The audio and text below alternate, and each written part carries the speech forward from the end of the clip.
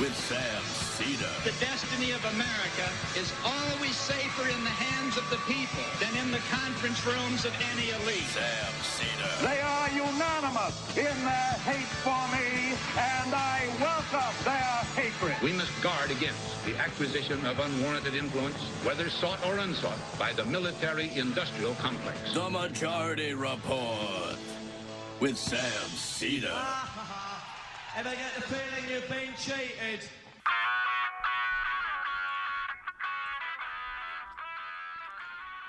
It is Thursday, March 12th, 2026. My name is Emma Vigeland, in for Sam Seder, and this is the 5-time award-winning Majority Report. We are broadcasting live steps from the industrially ravaged Gowanus Canal in the heartland of America, downtown Brooklyn, USA. On the program today, Murtaza Hussain of Dropsite News will be with us to talk about the latest on Trump and Israel's criminal war in Iran. Will Iran relent in the Strait? And more. Also on the program, Iran's new supreme leader issues his first statement saying the attacks on Gulf countries and Strait of Hormuz closures will continue as oil prices spike and people start to feel it at the pump in the U.S. U.S. intelligence has determined that the Iranian regime is not at risk of collapse anytime soon. Whoopsie! Multiple ships have been attacked in or near the Strait. Every Senate Democrat except for John Federschreck calls for a probe of the strike on the girls' school in Iran, which was confirmed to be on the U.S. target list. The Pentagon tells lawmakers that the Iran war has cost over $11 billion in less than 1 week. The Israeli military drops charges against 5 soldiers caught raping a Palestinian prisoner on camera. They did arrest the woman who leaked the video, though. I'm glad they're on top of that. Israel has killed at least 630 people, 91 of them children, in Lebanon in just the past week.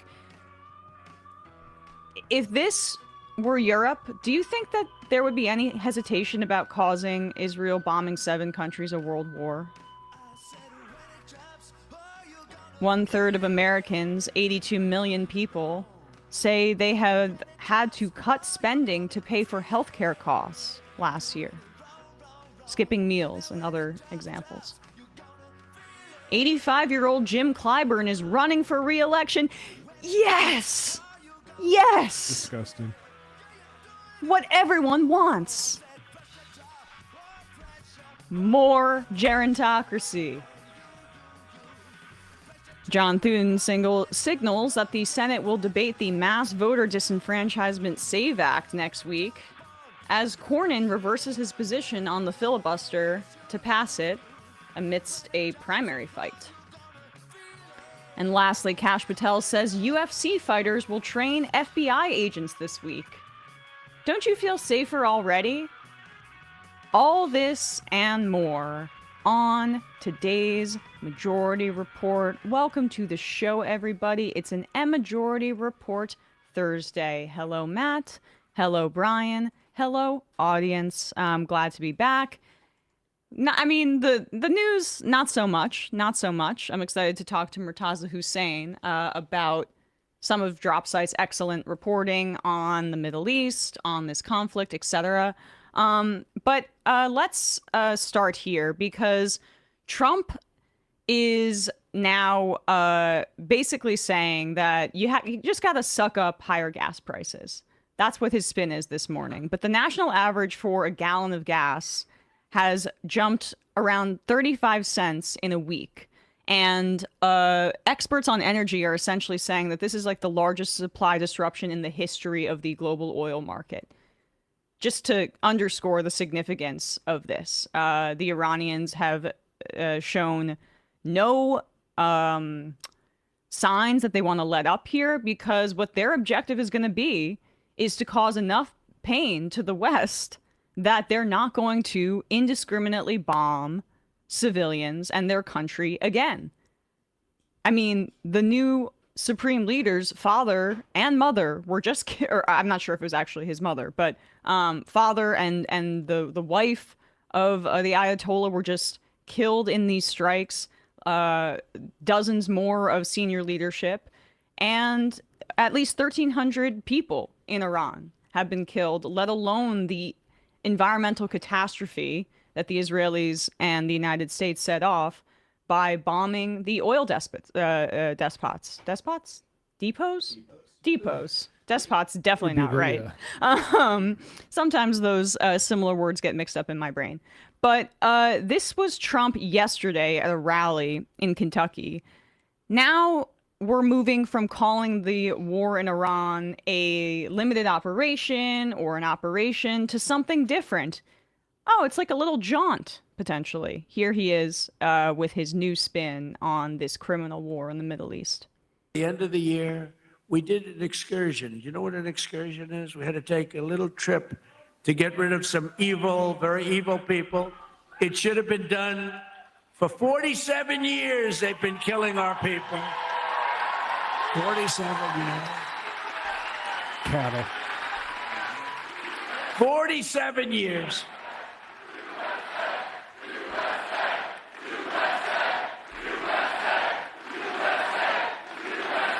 And I can only say this.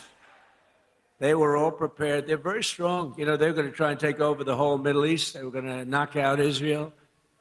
They don't know what the hell hit them, right? They don't know what hit them. They got hit by the American military. They don't know. They say, what the hell is happening? They didn't expect anything like this. To bring down energy costs for American workers and families and businesses like this one, we ended the Green New scam. You know the scam? Bringing down energy costs, huh? First of all, a little excursion to get rid of some really evil people. The people that wanted to take over the Middle East, and it's not Israel. Yeah, as the opposition leader to Netanyahu is endorsing the Greater Israel theory, and that guy's supposed to be the liberal in the Israeli body politic representation. Yeah, no, we're pretty sure we know which entity in the Middle East is trying to take over the whole thing. So he's talking about how the Green New scam, which was never passed, but Biden did have some green-related infrastructure projects as a part of his legislative agenda that the Trump administration just halted, even sometimes in the middle of construction, that would have brought down energy costs for people because our grid is so overloaded right now due to the giveaways to AI and the data centers that are trying to outpace local opposition and build and build and build and use all of their energy and raise people's electricity prices so they can beat the clock before they're regulated. Those guys, the AI guys, are all in bed with Donald Trump, and they're raising energy prices as Trump is killing projects that would have helped energy prices and starting a criminal war in the Middle East that is resulting already in just a week in massive increases for prices at the pump. As I mentioned, it's been a 35-cent increase in a week. And the markets are starting to understand that and not listening to Trump trying to talk people off the ledge right as the markets close. So this is where Trump is moving his messaging at this point. He's got to do the weave and pivot. The United States is the largest oil producer in the world, he said this morning, by far. So when oil prices go up, we make a lot of money. Who's we here? But of far greater interest and importance to me as president is stopping an evil empire, Iran, from having nuclear weapons and destroying the Middle East, and indeed the world. Sure. I won't ever let that happen. Thank you for your attention to this matter, Bubba. I'm sure the whole freedom across the other side of the world thing he cares about as much as the all of my buddies are going to get rich off of the price of liquid natural gas going up, and we're actually going to be insulated from the price y'all schmucks feel at the pump. And it's interesting you say that because this was an analysis here done by Science Direct where they looked at the fossil fuel profits. And this is a chart here that shows that 50% of all profit, I'm going to read here from the study, claims by U.S. beneficiaries are held by the top 1% of wealth owners and 84% by the top 10%. And you can see here that in contrast, the bottom half of the population receive hardly any profits at all, only 1%. The top 0.1%, 131,000 households receive 26 times as much as half of all Americans on profits for oil. So yeah, rich assholes who are going to stand to benefit from being investors in this stuff. They'll happily fill up their Maseratis with, $5 a gallon gas. It's you, everyone else that works for a living that's going to have to feel that. And that's just, look, freedom. It's worth it. It's a small price to pay. So the spin now is that you may be paying more at the pump, but it's really good for making me and my friends rich. It's amazing to have him just say it out loud. The truth, these people are insulated from all of this stuff. They don't care. They don't care if there's a recession. They don't care about any of that because if there's a recession, they just get to buy stuff up for on free. the cheap. That is why wealth concentration at this level is so dangerous. Is because they're the ones who can benefit from the dip. We saw that income inequality got worse after the Great Recession because Obama and the Democrats, along with the Republicans, ended up bailing out the banks as opposed to homeowners directly. And it's not like that money trickled down. We saw that it allowed them to reset and continue to rip off people and buy politicians and get richer and richer. I mean, they are marching on us. Zuckman, who worked with Thomas Piketty on the inequality and capital in the 21st century, points out, it's been every year since then, they've reached record highs in the amount of wealth concentrated at the top. We have put the Gilded Age in the rearview mirror. It looks quaint compared to what we see now. Yep. The age of oligarchs. And speaking of those oligarchs, here's another piece that I wanted to kind of hit on as we're in the midst of this horrific war. Just bringing up the name Krupp, I think that's how you pronounce it, for this reason. Nazi Germany's arms manufacturer, some of the big steelworks, Krupp, KRUPP, yeah. Just some of the corporations that worked closely with the Nazis during Hitler's rule. It's important to point out that there will be many corporations and companies that are known that will be complicit when we look back in this moment in history. But I'm not sure if there's one company and corporation that will be more complicit in Trump's crimes, both domestically and internationally, than Palantir. Palantir was a part of helping the IDF create their AI lavender bombing technology, kill lists in Gaza, where they had different programs, including one that was called Daddy's Home, where they would bomb residences with anyone that they suspected was a Hamas militant. And it didn't essentially matter if their entire family was there. Yeah, anybody they suspect of being a Hamas militant means any male from the age of 12 up.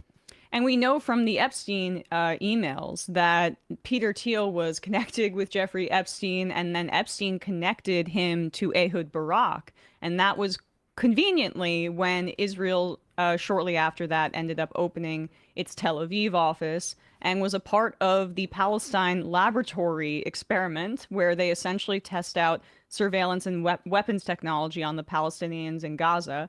And this is how Palantir got to where it is and why it's one of the biggest corporations in the country right now. And also on the backs of the U.S. taxpayer.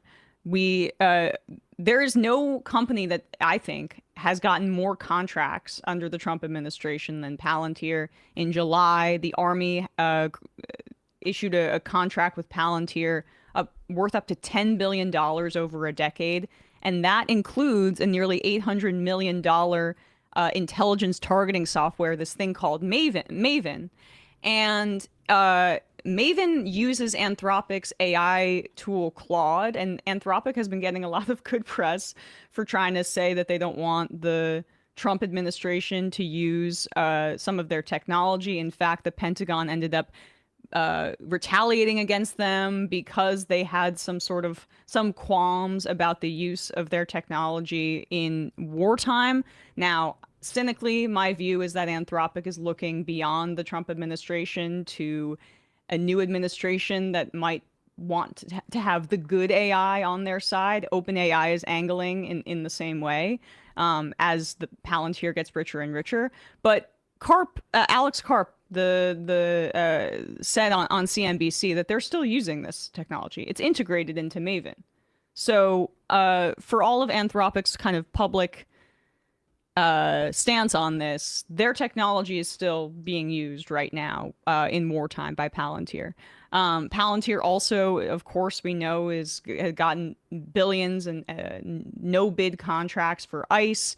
And the number of federal contracts that they had doubled in 2025. So that's This is a company reliant on taxpayer money. They don't do anything else besides that. And here is Palantir CEO Alex Karp talking about why he supports Trump's war in Iran. I wonder why, given all the context that I gave you. He's was on CNBC this morning, and this is him lobbying for even more contracts from the federal government. You should view this appearance in that light. The total power of our fleet and all of our resources, and bring it to bear against adversaries and enemies, has shifted the way in which war is fought. And I have read that Palantir's Project Maven is the core backbone of that. And then I've also read that all the allies, Arab and non-Arab in the Middle East, may or may not be users of our platform as well, and that's expanding rapidly. I think the most important thing, leaving aside the heroism of our troops, which is the most important thing, is our adversaries and enemies are witnessing an ability to fight that they don't have.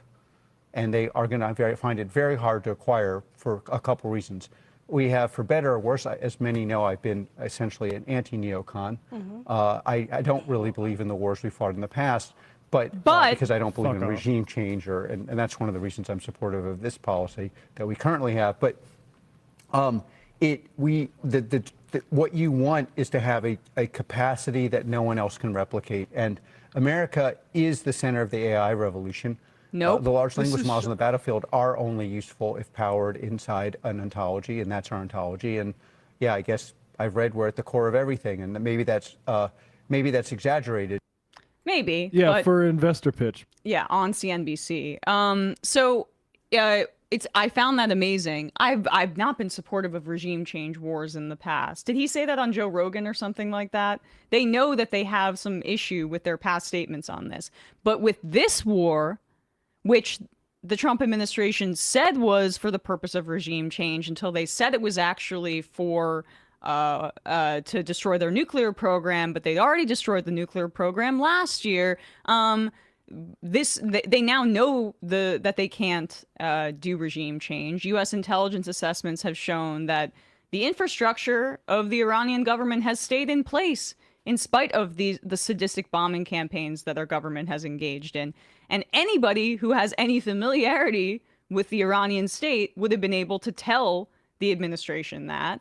But they still use the concept of regime change to push this war forward. So Karp is just like lying based on the past 48 hours of changing PR from the Trump administration, because it's another public bid for more free money from our government. We have the AI revolution has given us capabilities that the Iranians could never imagine, like the capability to double tap a school and then pretend like, oh, whoops, oh, whoopsie daisy, that was a mistake somehow with our great capabilities. So that's the big, I think, also reason that he's probably on television is if it gets out that Palantir's supposedly incredibly precise technology of AI bombings was involved in selecting this target, this school for little girls that may have been a military installation 10 years ago, We had Robert Pape on the show to talk about how it is a complete fallacy that in the smart bomb era, that you can institute a regime change, which Karp is now saying he's not in favor of. You can't aerially bomb your way to victory. Right, you can't aerially bomb your way to victory, but also we know that even they don't have they didn't have the intelligence necessary to know what they were striking, even if they can be precise in the way that the Israelis can, where they send a drone down and assassinate a doctor in a hospital, know exactly where he is, and that's probably Palantir's technology too. Well, it looks like US maps might have been outdated, and Palantir's technology can't solve that, buddy. So like they're constantly trying to oversell the efficacy of their technology, and they'll do that also by saying like, God, it could be this really terrifying tool, but we could also use it for good. Oh, sure, yeah. They don't have a business model besides selling it to the government to surveil you and to kill kids. There's no business model for these AI companies to exit all the amount that people have invested in. It's a big house of cards, and the only way it's being sustained is based on government money. And this is the other angle that he took, trying to appeal to Republicans in the Trump administration on its economic benefits. This was immensely cynical as well, because he's going to try to drive a wedge here and say that AI is going to be liberatory, maybe not for all people in America. We're going to have to start to concede that they're going to take jobs away from people. But worry not, Trump administration. It will benefit, wink and a nod, your voters, maybe. Industry has to support the warfighter. The one thing, though, that I think even now is underestimated by all actors in industry, and including in Silicon Valley, is how disruptive these technologies are. If you are going to disrupt the economic and therefore political power significantly of one party space, highly educated, often female voters who vote mostly Democrat, and military and working class people who do not feel supported, and you feel like you believe that that's going to work out politically, you're in an insane asylum. Like, that you cannot have it. This technology disrupts humanity's trained, largely Democratic voters, and makes their economic power less, and increases the economic power of vocationally trained, working class, often male voters, and so these disruptions are going to disrupt every aspect of our society. And to make this work, we have to come to an agreement of what it is we're going to do with the technology. How are we going to explain to people who are likely going to have less good and less interesting jobs from their perspective? And how is it that we are going, and by the way, on the military thing, these technologies are dangerous societally. The only justification you could possibly have would be that if we don't do it, our adversaries and will do it, and we will be subject to their rule of law. So if you decouple this from the support of the military... Their rule of law. All right, that's really good. That means that we need the Americans to get behind our AI technology, because we have copyright protections here in the United States and intellectual property. And in other countries, that's not necessarily the same law. So as we talk about this as an AI arms race, you need to give us boatloads of money, because we need to keep up with the Chinese here, but keep up with them in a way that protects our wealth and our intellectual property. And it's foolish. It's throwing good money after bad. China last year created an AI that basically does everything you need with using less energy. They will continue to do that. There's nothing you can do to stop them from continuing to do that. So betting that we're going to be able to create an AI god that keeps America the innovation capital of the world, we're losing that. It's because of people like this. because we keep giving them whatever they want instead of solving real problems. Like, how do I get from Chicago to New York? It's to give these freaks money so they can put everything you've ever done and everything you ever scrolled and every like checkout page you've ever shopped online into a fucking database so they can protect your information for marketers. And if you say anything bad about their allies, they can create a dossier on you so the government can track you down. Like, we're not solving real problems because of crackheads like this guy. Yeah, that's exactly right. And he when he mentions there too the well, let's put up 3 just so to bolster your point about how much money has been given. Like, this is Palantir. This is a chart from a month ago. Palantir went public on the New York Stock Exchange in September 30th, 2020, with a price of $7.25 per share. It closed on its first day trading at $9.50, and now you can see, at least in February, it was at $147 a share, and that is in large part due to your money, taxpayer money, giveaways by the taxpayer for the enrichment of guys like Alex Karp. And the rich people that are giving money to Palantir, they're throwing money at politicians to make sure that the government, their politicians make sure the government gives money to Palantir. It's a self-feeding loop. And the last thing on this is that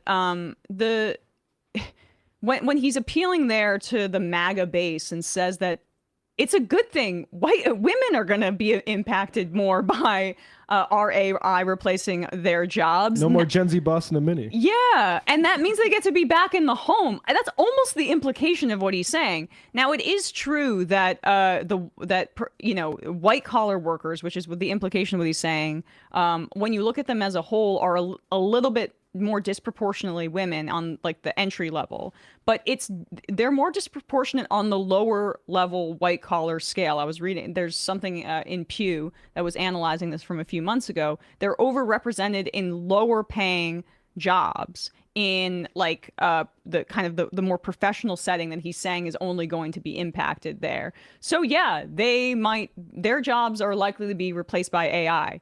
But what he's talking about with men in manufacturing, working class males, no, it might be even worse in those situations. We're already seeing how AI manufacturing and AI robotics are replacing those jobs at a rapid rate. Manufacturing jobs are on the decline under Donald Trump rapidly after we bounce back under Biden due to infrastructure investment.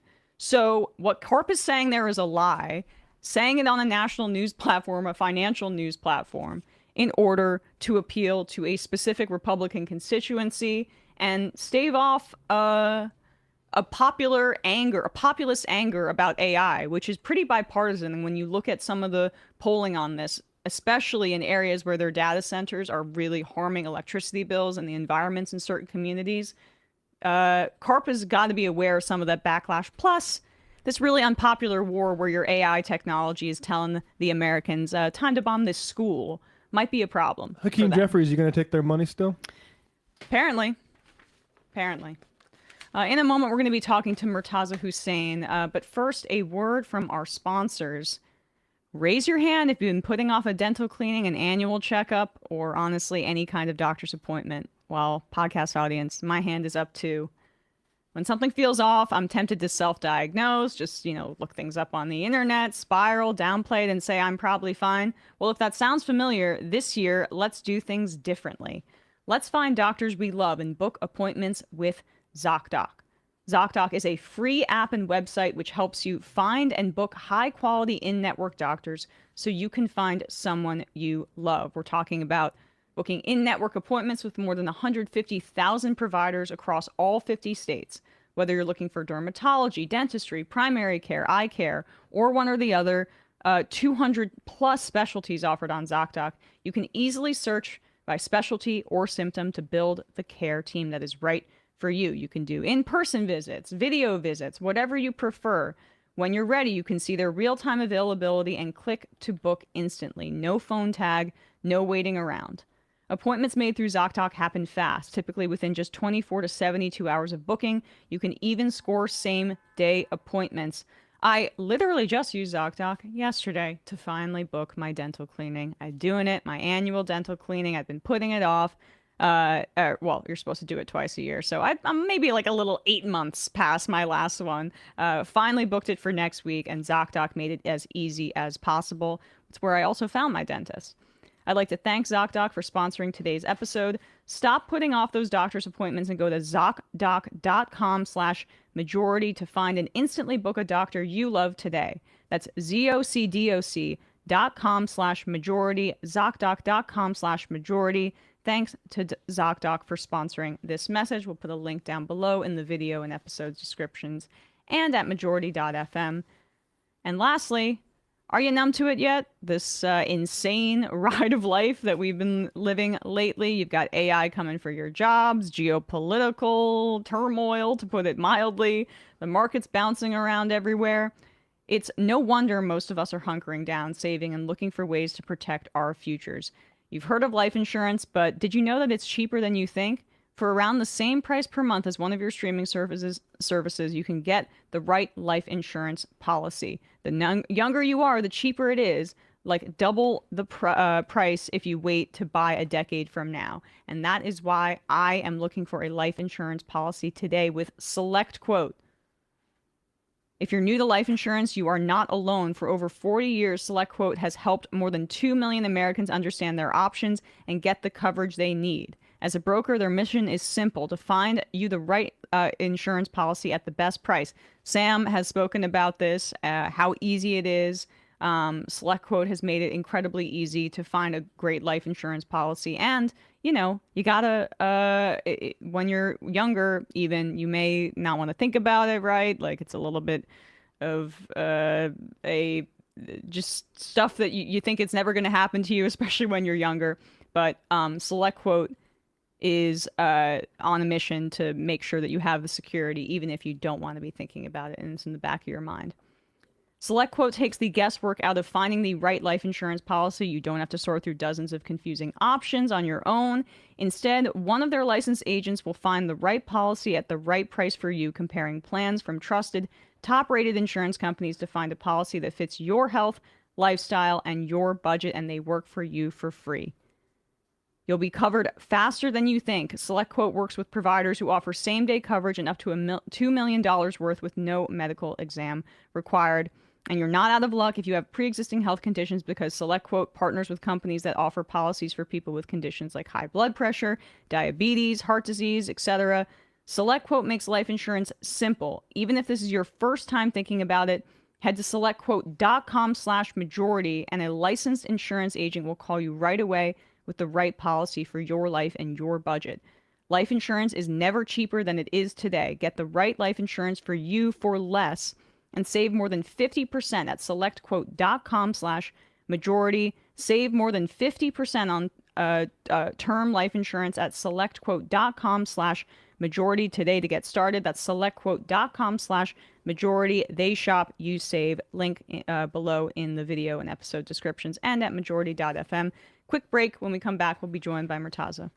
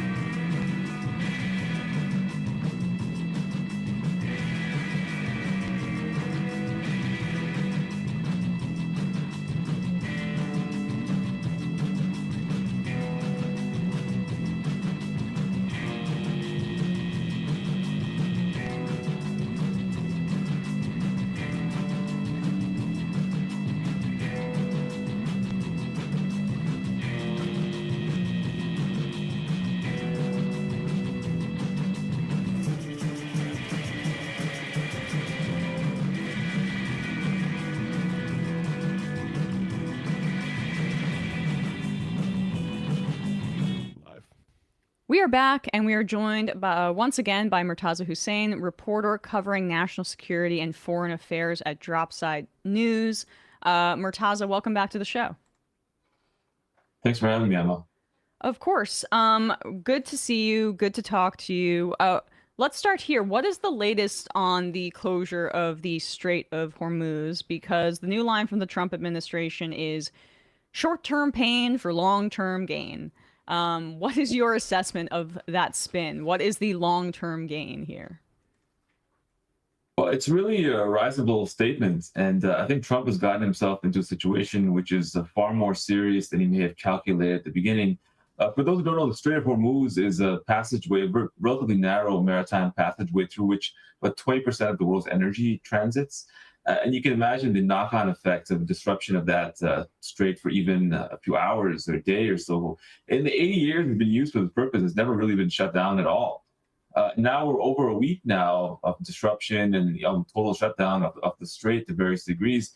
And it looks like the Iranians are digging in to shut it down for a long period of time. So crude oil today has already exceeded $100 Brent crude per barrel. It was from about $68 at the start of the war. So it's an unbelievable sort of parabolic increase in a short amount of time. And the market is still pricing in a relatively short war, although there's no really indication of an off-ramp here. So, this is kind of a devastating situation for, first of all, the global economy, obviously the American economy, American domestic politics be impacted, but also the whole structure of the American empire is very much based on the idea that the U.S. is the protector of this area, of the Persian Gulf, of the Gulf Arab countries around the Strait of Hormuz, in the Gulf, and then also of the strait itself and the maritime traffic. And it turns out that the Iranians can control the strait. The U.S. does not have the ability to defend the countries around the Gulf.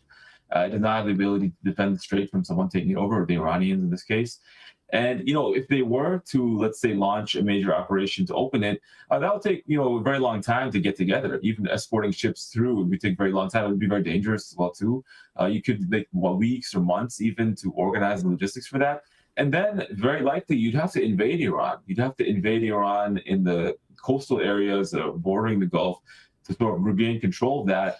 And that would be an incredibly difficult task. You need like Iraq-style beyond level of invasion force, again, which would take a very long time. And during all that time, the strait is still closed and the global economy is still being impacted.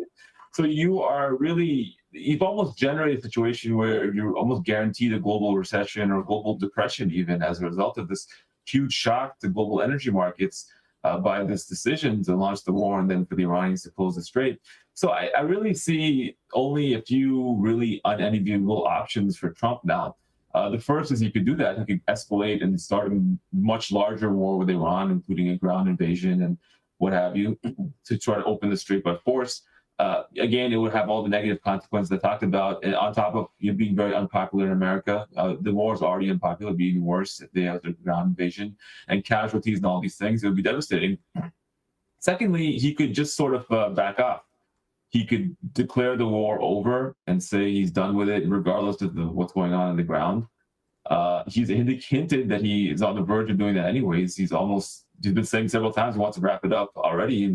It's only been about 2 weeks now. But then what do you do then? He's effectively surrendered the strait and the Persian Gulf to Iran, because Iran would have demonstrated they're the power, were able to have control over it. So what does that mean? All the Gulf Arab countries will have to reorient themselves towards accommodating Iran. Iran's status will be tremendously boosted as a result of that. So that's not really a great option for Trump either. So I don't really know what his end game here is. Maybe he can negotiate something with the Iranians and give them something that allows them to back off or makes them feel comfortable backing off. But I'm really skeptical of that too, because the Iranians don't trust any U.S. negotiating position, because the last two negotiations, the U.S. attacked them in the middle of the negotiation. And that sort of duplicitous behavior in diplomacy was not even done in World War II. Because that, whatever morals, ethics aside, you may need to talk to someone later on. You may need them to trust your assurances in negotiation. The U.S. doesn't really have that option anymore. So they're trying to bomb Iran in submission and cause all the civilian casualties, just harm them and so forth, to see if they'll break. That seems to not be working. It seems to be having the opposite effect. They nominated even more hardline supreme leader, who today gave his first address saying that, first and foremost, the war is not going to end. We're not opening the strait. So now what? So I don't see a good off-ramp for this. by any means. And the Trump administration and the U.S. is claiming that it's destroying these Iranian mine layers. It does not appear that they are successful, but they are trying to at least kind of give the impression that they're having some impact on the mines that the Iranians have laid in the Strait. What's your assessment on that? Well, these mine layers, they're just like speedboats, and the Iranians apparently have thousands of them. And I think the U.S. CENTCOM said it destroyed 16. Some of which may have been inactive. That really doesn't really move the needle too much on the subject. The Iranians can just place a few mines in the strait and it's closed. If they place thousands or tens of thousands of mines, you can imagine how long it would take to clean that up, even if the war did go in America's favor later on. So it's not really such a pertinent issue. But secondly, there's two things. First of all, the Iranians have developed ballistic missiles which can be used to lay mines as well too. So there's certain types of missiles they've developed which you fire them in the strait and they discharge mines anyway. So you don't even need the boats. They've thought through many different ways of doing this. And secondly, the Iranians don't need to mine the straits to close it. All they have to do is declare the strait is closed and then it's closed. Because ships won't take the insurance cost of going through an air region that they view as dangerous. The ship's crews won't want to do it even just for their own safety as well too.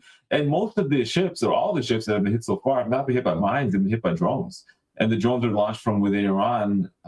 So the mines are really a secondary issue. They've built all these redundancies into their strategy for closing the strait.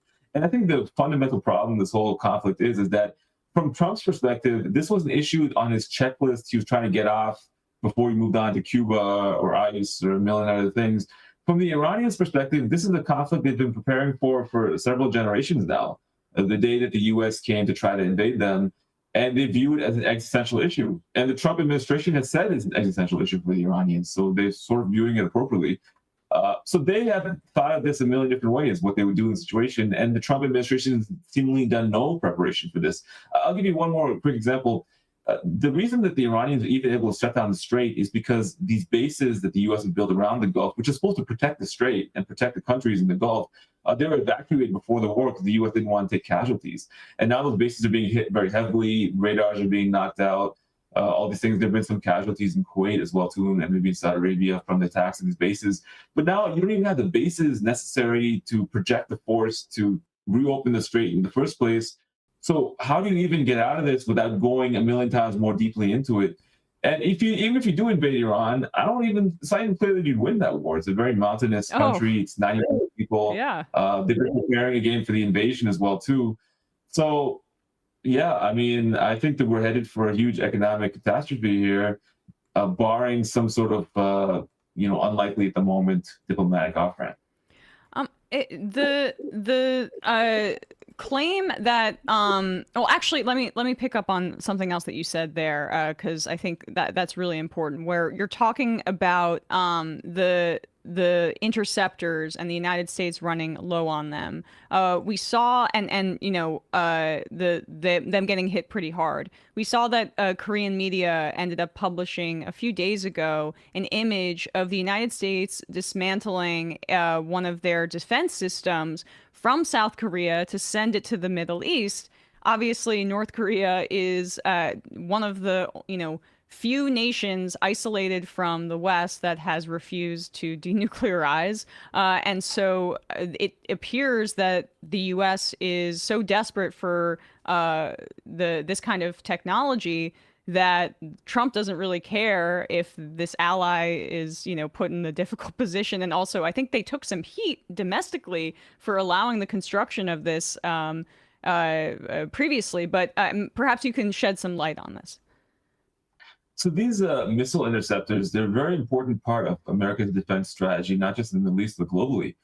Because, it's actually what's happening right now is increasing the risk of a war in Asia. Because the reason there's not a war in Asia is because the countries in Asia that the U.S. has, conflicts or hostility with, believe the cost is too high, or they believe their missiles won't get through, or things like that.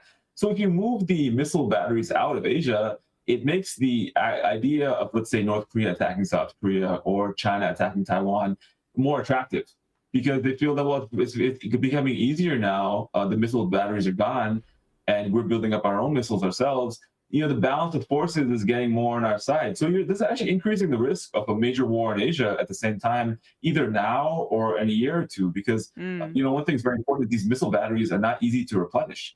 The U.S. makes a couple dozen a year, and they fired no one knows how many in this war, but in the last 2025 war, Israel-Iran war, they fired about 25% of all their missiles. So, years conservatively of production are being expended on this.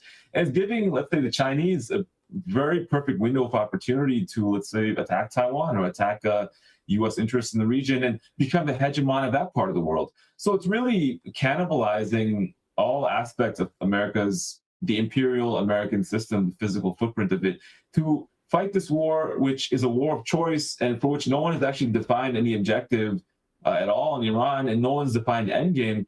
It's really crazy. So, you mentioned that the intercepts are running out too. These figures are classified, but you can kind of see the impacts a little bit, because in Dubai, which is a beneficiary of a lot of American interceptors, the interceptions are not happening anymore. The strikes are happening on Dubai more and more heavily. And this is going to cause a death spiral for Dubai, because the whole attraction of Dubai and the other Gulf Arab states is that they're a completely safe haven for capital and individuals from around the world to come and invest and things like that. That's clearly no longer the case. The U.S. is not able to defend them. It's not defending them. They're being hammered. And then the next shoe to drop might be Israel. Like, Israel is now engaged in another war with Hezbollah. They're being hit. The Iranians' focus is now shifting to the Gulf states to hit Israel more often. So if they run out of interceptors and start running low, then what happens exactly? So I see this as complete Pandora's box, which has been opened. And like I said, the implications are not just for the Middle East, they have implications for Europe and the war with Russia, but also for the war which may take place, which now odds are being increased with China or with North Korea. And that war would be magnitudes more damaging than the war with Iran. As bad as the war with Iran has been, that would be truly, a situation which would be deserving of the description of a world war if that were to happen. And, people before the Trump administration, even people in the current administration, have warned about this and warned not to do it, and yet they're doing it as we speak. Well, I guess for South Korea's purposes, they can maybe be a little bit less concerned about an attack from China, in my estimation, because why would China really do anything except sit back and watch the United States expend enormous amounts of military resources right now, destroy their global standing in the world, especially when China's reliance on oil that's coming through the strait is less significant than some of the other countries, like, say, I know Pakistan is experiencing that crunch right now. South Korea is likely to be impacted, Japan as well. But China can kind of just wait this out and essentially say, like, hey, the U.S., you want to punch yourself in the face? Go for it.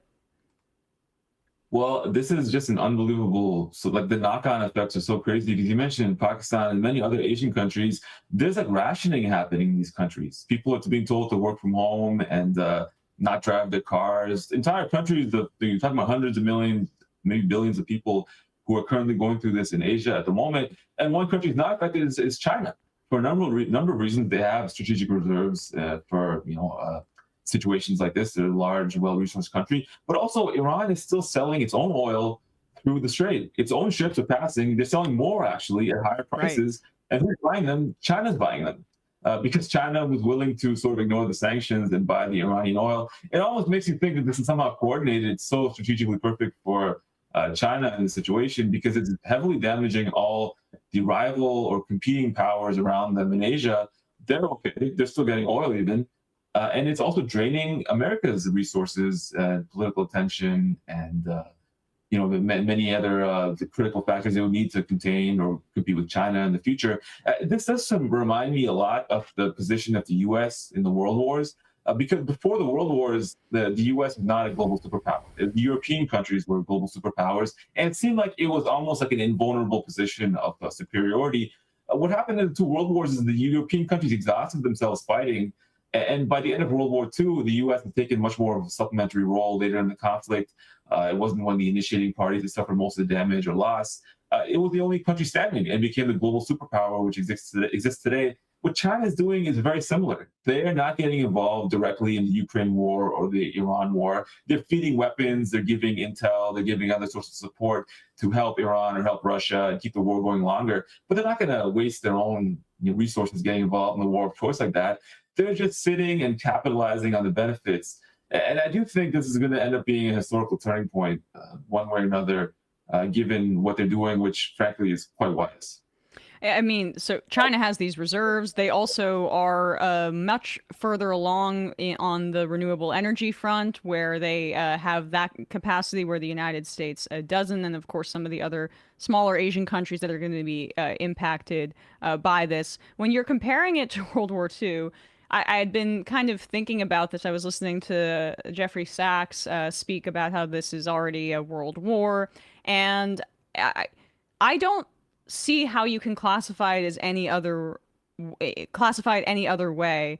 If this was in Europe and there was a country that was attacking 7 other countries, bombing them, invading them in the way that Israel is, and as the proxy of the United States, I don't think we would have any hesitation in calling it a world war. But because of kind of, Western privilege, there's a sneering at the sovereignty of nations in the Middle East and also Iran, of course, that prevents it from kind of being classified as such. But certainly also with all these Western countries involved in this multi-nation war, it would be fair to classify it as such. And obviously the U.S. and Israel are on the sides of aggression and cruelty. Well, yeah, it's also very important that a lot of these countries, like several countries being hit by Israel, several countries being hit by Iran now too, in the Gulf, the Persian Gulf as well. Iran is a very, different country from a lot of the other countries that the U.S. has fought in the last decade or 2 decades in the Middle East, in the sense that it has a sort of it wasn't created by Sykes-Picot. It has its own natural borders, you could say. It was a civilization which was destroyed and then recreated itself several times in history as well, too. It's much more, the foundations of its statehood don't have a recent provenance. That's why I think that when Trump thought that he just killed one guy, the whole thing would collapse, he didn't really understand what the situation was. It was not a personalistic regime centered around a dictator who, his bloodline or whatever, or his personality sort of defined the state. And without that, it would just be anybody. No, it's a deeply entrenched system. And maybe it's not popular with the majority of people. Maybe it's like a third of the people support it. But that's a lot in a country of 90 million people. That's enough to create a strong social base. And you can see that the government has not collapsed. So these characterizations of it seemingly did not match reality. These very optimistic characterizations of what would happen should the war have begun. So I do think that, I don't know, it's really going to become now a contest of political will.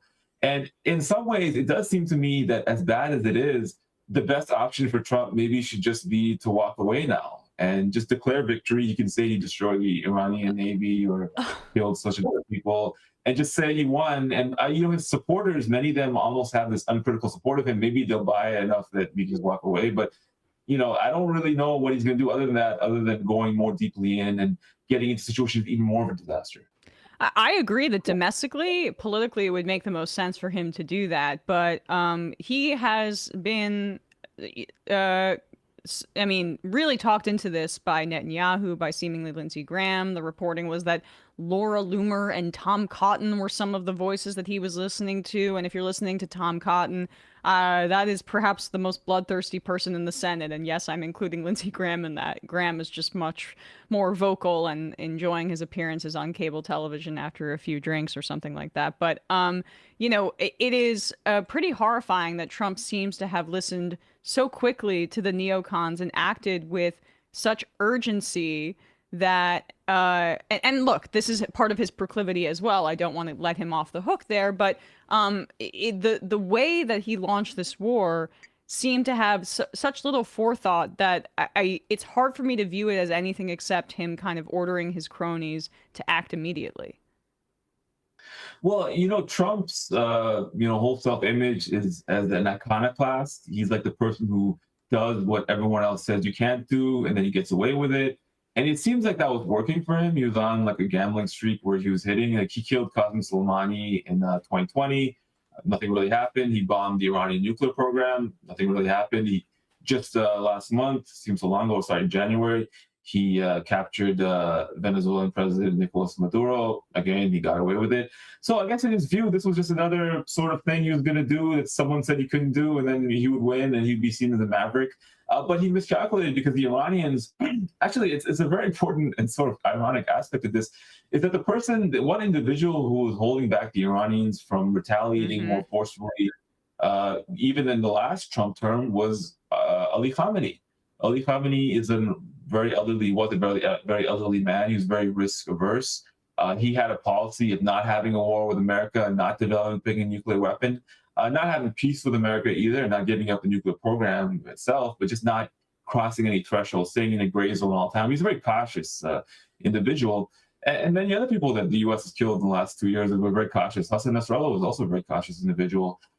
So now he has a younger generation of people, more hardcore in Iran, who never agreed with this and who view it as existential crisis, and they've been preparing for this. Murtaza, sorry, just to interject, who also witnessed what happened to Gaddafi when he gave up his nuclear program, and the United States still overthrew him, and he was executed and in like the most gruesome possible way. Younger leadership, I would imagine, in Iran is saying like, we don't want to end up like this, or I don't want to end up like my dad.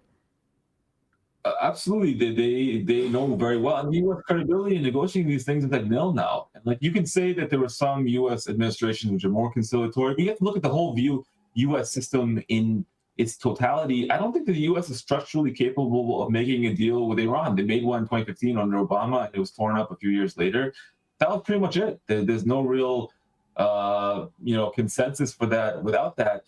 And it's really kind of depressing a little bit, because I would even say that the Democrats, while they're not the ones who initiated this war, I think they also helped lead Trump into this. We had some reports about this at Dropsite. It was not that they egged the war on explicitly, but they didn't really oppose it. And I think the reason is, and people have said this, is that they view it as an opportunity to trap Trump, to destroy the Trump presidency, destroy the GOP. It'll destroy Iran and kill off people in Iran anyways, but, well, we get our political win out of it. And a lot of people in the Democratic Party wanted to have a war with Iran, but they just didn't want to be paid this horrible cost that's now going to be paid by Trump and the whole global economy as a result of that. They want someone else to do it. And so Trump just happened to be the patsy for Netanyahu and for some of the Democrats and these people around him you mentioned, who was stupid enough to do it, stupid enough to sacrifice his presidency and enter this quagmire that U.S. presidents have resisted doing for over 30 years. And when we talk about the Democrats, I think it's also notable that when, Iran has no incentive to negotiate with the United States or the Israelis any further, because the JCPOA, the Iran nuclear deal that you just referenced, it being torn up immediately by Trump when he got into office in the first term, meant that the Democratic Party actually retreated into a position that was way more hawkish than Obama's even policy on that.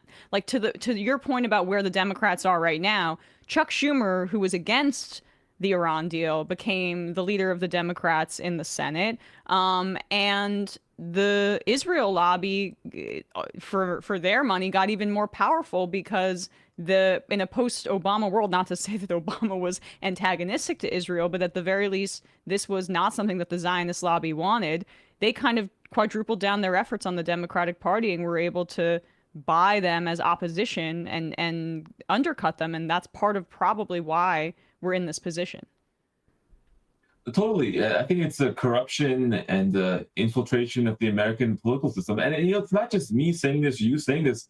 Members of Congress are saying this. Chris Murphy was saying it. Many other people are pointing out. Bloomberg and mainstream news organizations are pointing out that the U.S. is sort of dog-walked into a war by the Israeli prime minister, by the prime minister of a foreign country, the manipulation of the people around him, people who are basically almost like acting as agents of Israel, who are embedded in the U.S. government, Jared Kushner, Steve Witkoff, behaving in that manner. They were instrumental to engineering the circumstance. And it's so glaring this time that it's almost hard. It's a conspiracy to deny it at this time. That's supposed to be a conspiracy to say it's happening. And I do remember the run-up to the Iraq War. And, in retrospect, it was seen as such a scandal and unprofessionalism and failures and deceit that led to the war. that was like a masterclass in professionalism and honesty compared to this. This is a parodic sort of, reprise of that episode. They didn't even bother trying to get the American public on board with the Iran war. There's no sort of public campaign explaining to them. There's no campaign explaining to them now. No one's really prepping them for the possibility, as I laid out earlier, that they may have to invade Iran in huge numbers and take casualties and engage in the occupation of Iran for a period of time even. That all has not really happened. And I think that, it's really sort of a sad sort of commentary on the state of American democracy, because the people in power now feel that they can just act with impunity. They don't even have to talk to people about it. They don't have to talk. They're treating the American public basically like subjects of of a king or an imperial ruler. That's the way that Trump and the people, his courtiers around him, viziers around him are acting. I think that eventually what's going to force people to pay attention to this and not be very happy is when the economic pain starts hitting, which is going to be very, very soon. It's already started with gas prices and so forth. And, gas prices are just one aspect you think of filling your car. The entire economy is sort of built on this substrata of transportation costs. Everything will go up. Plane tickets, food, you name it. And I think at that fertilizer. Point, fertilizer, yeah, absolutely. Fertilizer, the Strait of Hormuz is one of the critical export points of fertilizer to the whole world. Also, the whole AI data revolution and so forth, it relies on power and also helium and things like this for manufacturing of chips and running data centers. So the whole U.S. economy is built on AI. Then what? And the whole U.S. economy, a lot of it's built on the investments from the Gulf Arab countries flushing money back into the U.S. at this point in these sort of tech investments and so forth. That's all going to dry up. Then what happens? We're in a very, very dark situation potentially, unless someone can think of a way out, which maybe would have to entail making some other very unsavory compromises. Absolutely. Let's put up the Ilhan Omar thing, because we'll maybe play this later. But Chris Murphy said on MS Now that Israel made us go into this war, which I think is a really interesting development to see at least the Democrats that feel that they have a future in politics, as opposed to Chuck Schumer, understanding that politically that's the correct line. But I was fascinated by this clip from Dropsite from last week, where your reporter, Julian, I'm so sorry, it starts with the last name, Andrioni, asked thank you, at Dropsite, your colleague, asked Ilhan Omar this question about potentially compromising information on Donald Trump that the Israelis may have. Now, I'm open to this theory, but I'm actually curious about what you think about it, because I think, there are forces beyond simple blackmail that propel the United States into wars of aggression that we don't need to consider. But Ilhan Omar responded to this question and was not dismissive of it in a way that I thought was kind of interesting, given the fact that she has more information than we're going to have in some of these briefings as it relates to Epstein and as it relates to, wartime things. So here is a question from Dropsite about whether or not Trump is caught in an Israeli honeypot. Is to thrive on our backs. And then the last question is, we've done a series reporting on Jeffrey Epstein's ties to intelligence agencies, namely the CIA and the Mossad. There was an Israeli spy named Yoni Koren who was basically directly under Ehud Barak, who stayed in his New York City apartment for several periods of multiple weeks on end. He negotiated a back channel between Russia and Israel during the Syrian civil war. I mean, this is geopolitical. And I'm wondering whether you think there's any self-protection going on. We spoke about special interests, but do you think there's any self-protection going on related to those ties between Epstein and Israel, and then what's coming with the Epstein files? Well, I called the Republicans the Pedophile Protection Party, and their chief in command is the president of the United States. Back to Russiagate, we've always talked about what blackmail for the president looks like. There's always been talks about the fact that there are compromising photos somewhere out there. Maybe videos too. Maybe those compromising photos exist either with the Russians or with the Israelis. And I wouldn't put it past these spy agents to use, honeypot has been used by Mossad often, very documented, when it comes to their operations in Palestine, when it comes to their operations in Lebanon, when it comes to their operations in Syria and in Jordan. So I wouldn't be surprised if one of those operations includes President Trump. Yeah, little wink and a nod at the camera. Is there any, besides her and Rashida Tlaib, a federally elected Democrat that is speaking so plainly about Israeli intelligence honeypots? I just give her credit for even acknowledging that reality, because 99% of politicians won't. But the fact that she wasn't dismissive of the fact that Trump could be implicated here is really interesting to me. Yeah, well, we're all wondering what compelled this almost like suicidal decision for his presidency at the behest of a foreign leader to do so much. And that's the theory which, if you look at the chronology of the events of the war and so forth, it's kind of very much timed around these Epstein file disclosures and certain key depositions that were happening in the Epstein case. That's not to say that the war was launched for that reason per se. I don't have any evidence to suggest that, but certainly it's being used conveniently to snowball and sort of like snow in, you could say, the public focus on that subject. I do wonder at this point, how bad could any photo or whatever of Trump be at this point to, his supporters don't care anyways. There's a lot of bad stuff in the files that have been released, one way or another. What could he really be to force him to do that? I don't really know. Another theory people have had is that maybe he's threatened. Maybe Netanyahu threatened him or his family. I really don't know about that, to be honest. There's so much there. Trump is such a cipher. He's sort of someone who's very much, although he's decisive in some ways, he's also very much susceptible to influence by the people around him, his court, individuals, the people around him in the White House and so forth. And they can use various forms of coercion and incentivization and manipulation, of which, it could be some negative information about him. No one knows. It could be financial pressure. It could be many different things. That's a problem with having sort of a corrupt government. When you have public officials who are corrupt, they don't necessarily act in a way which is rational towards national interest. You don't have public servants. You have people who are acting on their own personal benefit. And I think that Trump is obviously an individual like this. He's an individual like this par excellence, and it leads to these questions. So I would like to see if Ilhan Omar has information about that or suggestions about that. I would hope that that becomes public in the future, because I think the public needs to know, especially since they're killing and dying now in a foreign country for reasons which are to this day very unclear. Lastly, before we let you go, Murtaza, I just wanted to ask you about what the damage to Israel and some of the other deaths and injuries to U.S. troops, like what those numbers and what that damage actually looks like. I mean, you're not going to know fully. No one knows. There's very strict censorship out of Israel about Iranian missiles penetrating the Iron Dome, although we've had some unconfirmed footage come out of Israel. They could arrest you for publishing that. I mean, we talk about Israel as a democracy, but they're not letting Western reporters into Gaza, but Iran is letting Western reporters into their country to report on this, just to give people a sense. On Tuesday, the Pentagon kind of whispered 140 U.S. service members have been wounded, which was a lot higher than had been previously known, and we're getting kind of slowly them announcing the deaths of U.S. service members. What has drop site found, and what is your view on what the actual damage to both Israel and kind of U.S. forces and installations actually is?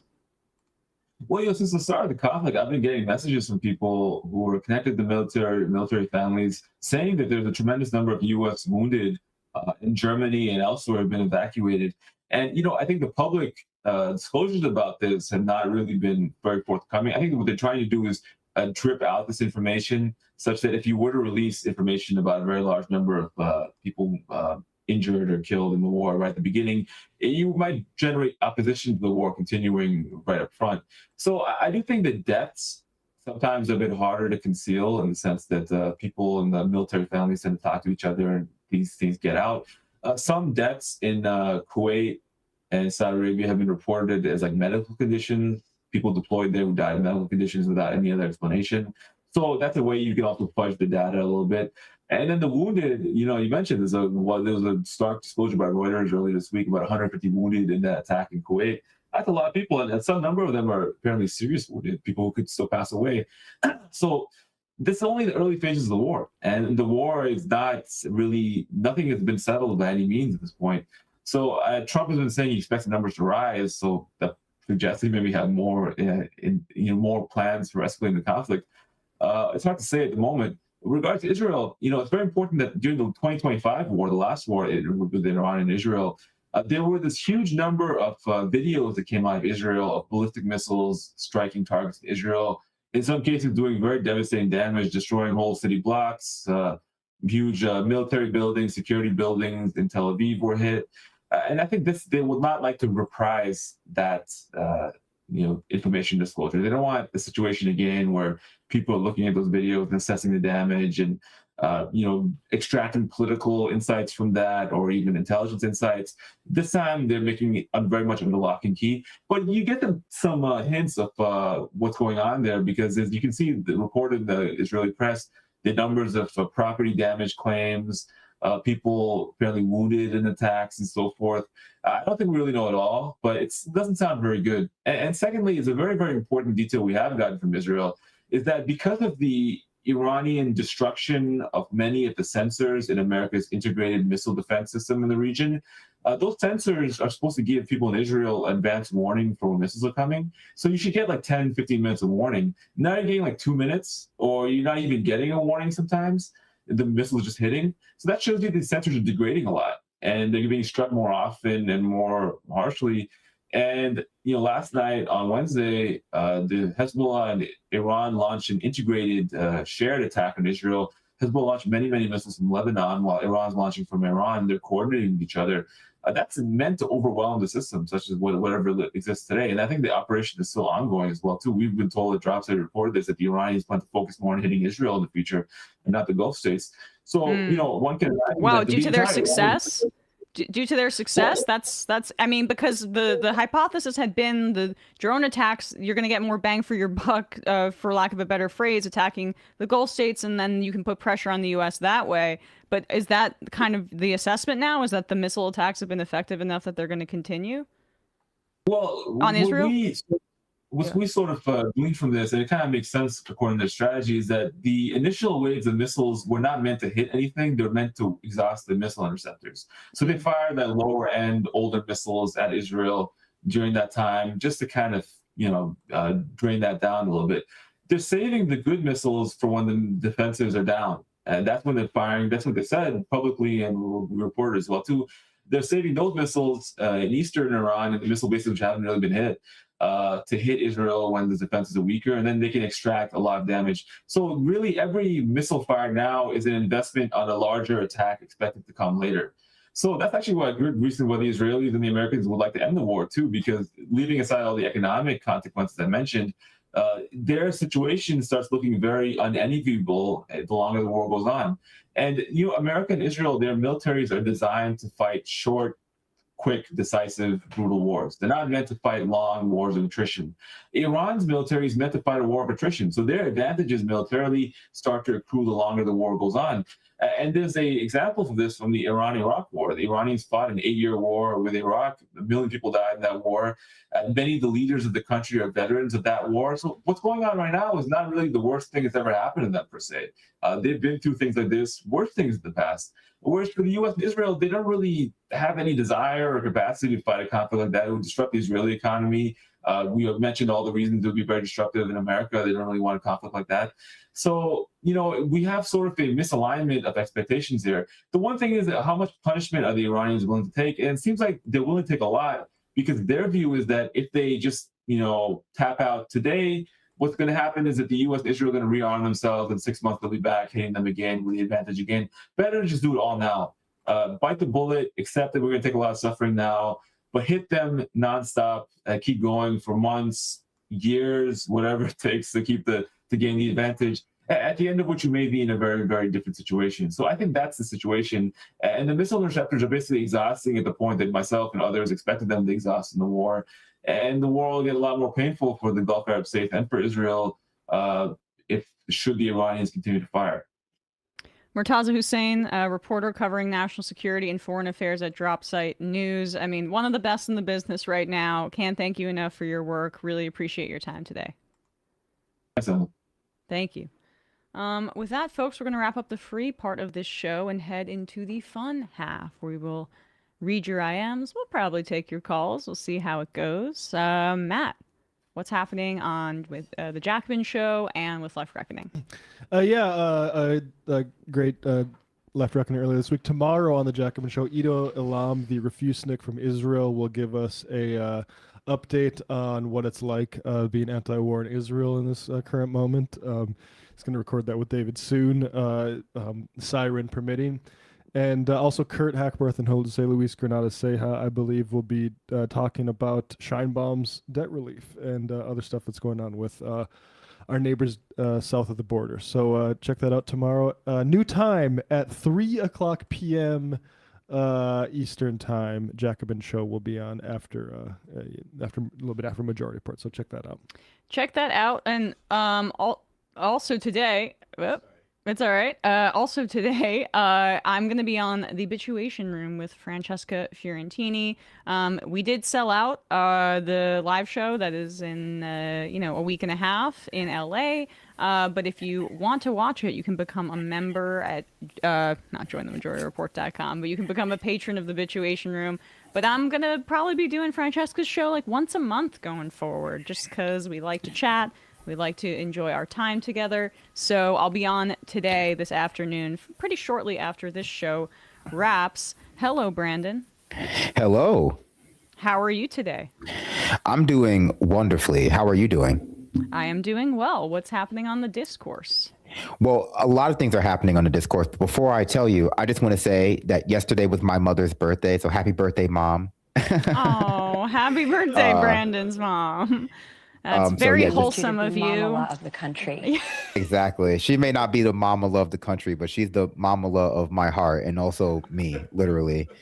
That being said, over on the discourse, we stream every morning between 8 a.m. to 12 p.m. Eastern. So head over to the discourse with Brandon over on YouTube. We should have some more clips out today. We've been following, I don't know if you've been following the Jimmy Dore, Alex Jones debate. I have not, no. So, yeah, we've been following that. We've also been covering the UK's attempt to get rid of jury trials for a certain subsect of cases there. So, check out the discourse over on YouTube, over on Twitch. Use your third eye, remote view it, whatever you want to do. All right, do it, folks. We'll have Just been do here it. soon. We are going to head into the fun half. JoinTheMajorityReport.com, JustCoffee.coop. You know the drill. See you in the fun half. Okay, Emma, please. Well, I feel that my voice is sorely lacking on the Majority Report. Wait, look, Sam is unpopular. I do deserve a vacation at Disney World. So, ladies and gentlemen, it is my pleasure to welcome Emma to the show. It is Thursday. I think you need to take over for Sam. Yes, please. No. I'm gonna pause you right there. Wait, what? You can't encourage Emma to live like this. And I'll tell you why. So was offered a tour, sushi, and poker with the boys. Tour, sushi, and poker with the boys. So was offered a tour, sushi, and poker with the boys. What? Tour, sushi, and poker. Tim's upset. Tour, sushi, and poker with the boys. So was offered a tour, sushi, and that's what we call the biz. Tour, sushi, and poker with the boys. Right. Tour, sushi, and poker. We're gonna get demonetized. I just think that what you did to Tim Pool was mean. Free speech. That's not what we're about here. Look at how sad he's become now. You shouldn't even talk about it. I think you're responsible. I probably am in a certain way, but let's get to the meltdown here. Tour, sushi, and poker with the boys. Oh my God. Tour, Wow. Sushi. I'm sorry, I'm losing my fucking mind. So was offered a tour, sushi, and poker with the boys. Logic. Tour, sushi, and poker with the boys. Boy. Tour. I think I'm like a little kid. I think I'm like a little kid. I think I'm like a kid. Tour. I think I'm like a little kid. I think I'm like a little kid. I had this debate 7,000 times. A little kid. I think I'm like a little kid. I think I'm like a kid. Tour. I'm losing my fucking mind. Some people just don't understand. So I'm not trying to be a dick right now, but I absolutely think the U.S. should be providing me with a wife and kids. That's not what we're talking about here. Okay, all right. It's not a fun job. Tour? That's a real thing. That's a real thing. Real thing. Willy Wonka tour? That's a real thing. That's a real thing. Real thing. What's that offered a tour? That's a real thing. That's a real thing. Real thing. That's a real thing. That's a real thing. Real thing. What's that offered a tour? Ladies and gentlemen, Joe Rogan has done it again. That offered a tour? That's a real thing. That's poker with the boys. I think he might be blowing it out of proportion. Real thing. That's poker with the boys. That offered a tour? That's a real thing. That's poker. Let's go, Joe. Tour? Sushi,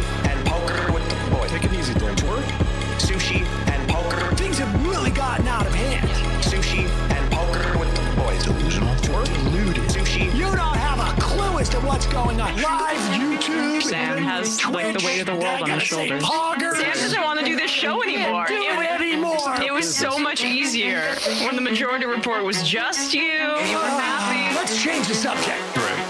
Rangers and Knicks are doing great. Now shut up. You don't want people saying reckless things on your program. That's one of the most difficult parts about this show. This is a pro-killing podcast. I'm thinking maybe it's time we bury the hatchet. Left is best.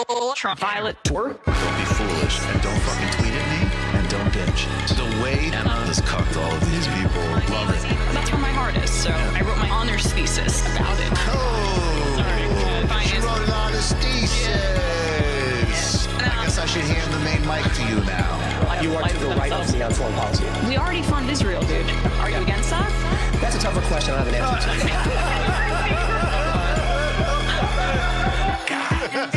to. Incredible theme song. Hi, Bumbler. Emma Vigeland, absolutely one of my favorite people. Actually, not just in the game, like period.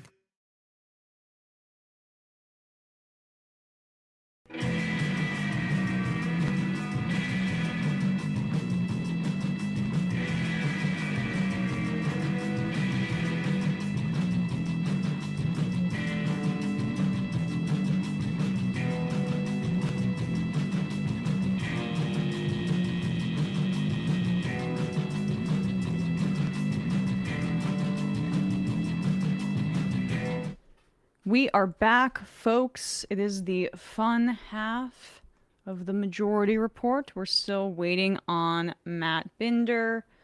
We are in the phones, but we're not opening them up quite yet. Read some IMs, and then we'll get into some clips.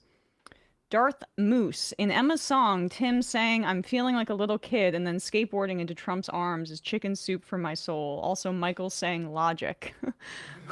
We never listened to it, so I don't know exactly what people are referring to. I need to familiarize myself with the song, but we don't play it in the studio. the M Majority song, song. It's good. I played the gym. Tim Pool wrote a song called Emma's Song. Oh. That's how I heard that. That would be great. Oh, could you imagine? It's acoustic.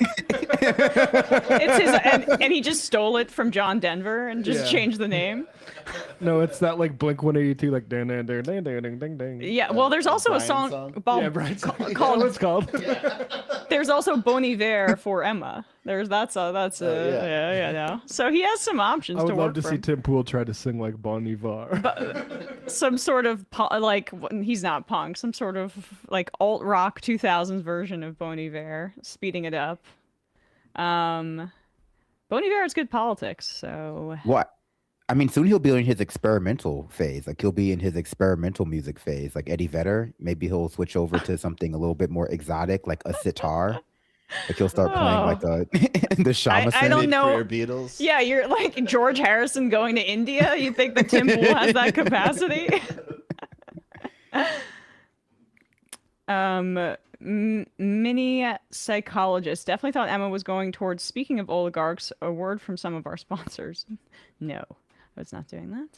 Bailey Schumer 2028 says it's important to note that the woman who leaked the video of the Palestinian prisoner being raped by the IDF only did so to force an investigation by Israel so that the ICC would not have jurisdiction. Oh, okay. Yeah.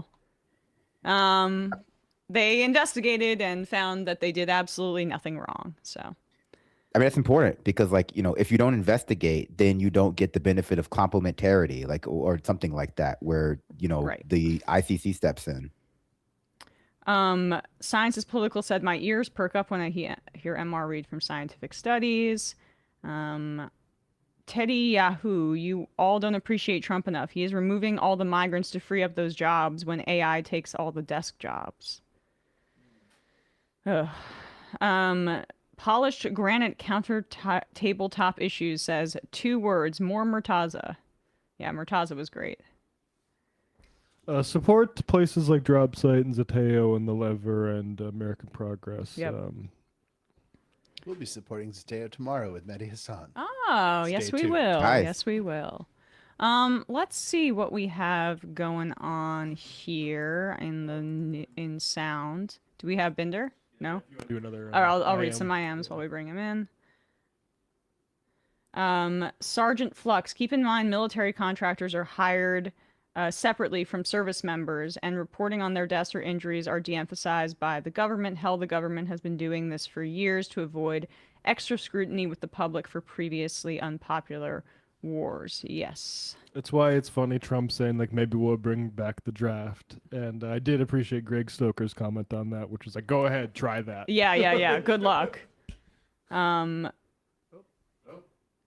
Pittsburgh Wizard, Tim Pool's India is Canada. I don't think he'd like that because they call his hat like a took up there, and that doesn't sound very masculine. I mean, if he was like going to India and doing the Hare Krishna thing, right? Like he could probably embrace his baldness a little bit more. Oh yeah, if he like became a monk, a Buddhist monk. Yeah, then he wouldn't Buddhist have monk. to hide. Buddhist monk. He's still wearing the. That's how he'll be free, and he'll be having the exact same amount of sex. He's got those 2 extra bedrooms. How the fuck am I gonna sell this property? It's a dangerous neighborhood. Yeah. I wouldn't live there. Always getting shot at. It's in the center. Okay, so do we not have Binder? What's the deal? Okay. All right. Well, we gotta go. So what do we have here? What is good? Yeah, we'll get to that. Okay. This guy, I love this guy. I'd like to hear it. What number is this? This is 20. Okay, let's let Binder in. He's here. We'll read some IMs and then we'll do it. Binder, you here? Yeah, I'm not sure what was going on. I couldn't hear you guys for a second. No. All good. What's happening on your shows? Oh, we're live. Oh, yeah. Yes. Just tonight, 8:30 p.m. Eastern time at youtube.com/Matt Binder. We have a few guests joining us. Tune in to catch the episode. All right. Let's just jump right into this then. So what number is this again? 20. So this is the guy who's running against Thomas Massey. Yeah. And wait till you see this guy. Trump is trying to will this into existence because Thomas Massey dared to stand up to him about the Epstein files, and him and Ro Khanna, their bill was responsible for the release of these Epstein files. And so ever since then, Trump has been saying how he's going to primary the hell out of this guy. But Kentucky is a really weird place. I mean, Rand Paul sort of has the kind of similar libertarian branding that Massey does. And frankly, I'm sorry, Trump, with independents and even with some of the Republicans, they may like you, but the Epstein files release is quite popular, and Massey tying his name to that would benefit him in pretty much any state that he's running in at this point. I think this is one issue where he really overestimates his grip on Republicans. But this is the guy that Trump has endorsed to unseat Massey, and you can see why. I hope the fake news gets this. Tom Massey stands with the ladies of The View. Tom Massey stands with the ladies of The View. Mr. President, we stand with you. Fight, fight, fight! USA! Oh my God.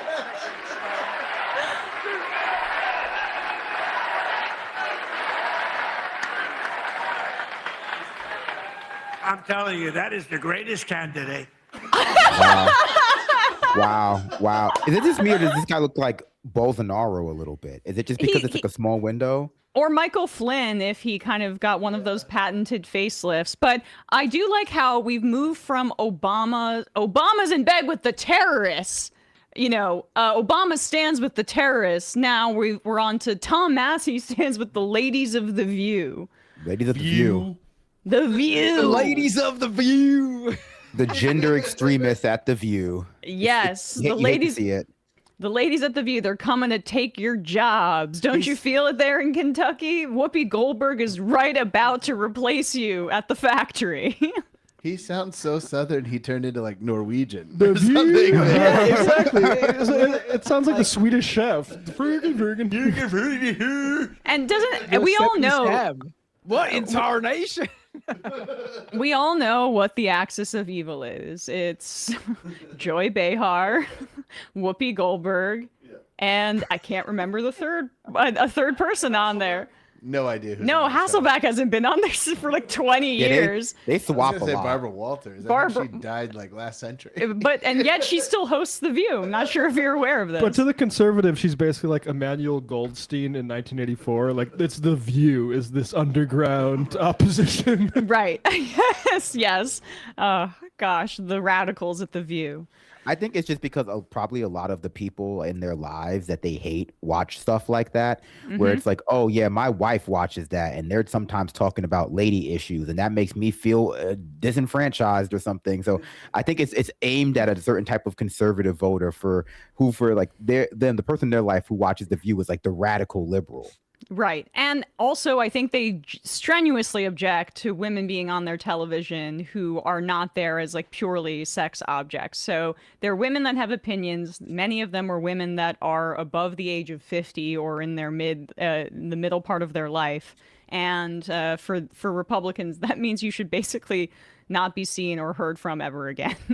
It's also like daytime competition for Fox News. So it's like it's a political show that appeals to women, probably their wives, as you're saying. I mean, Brandon.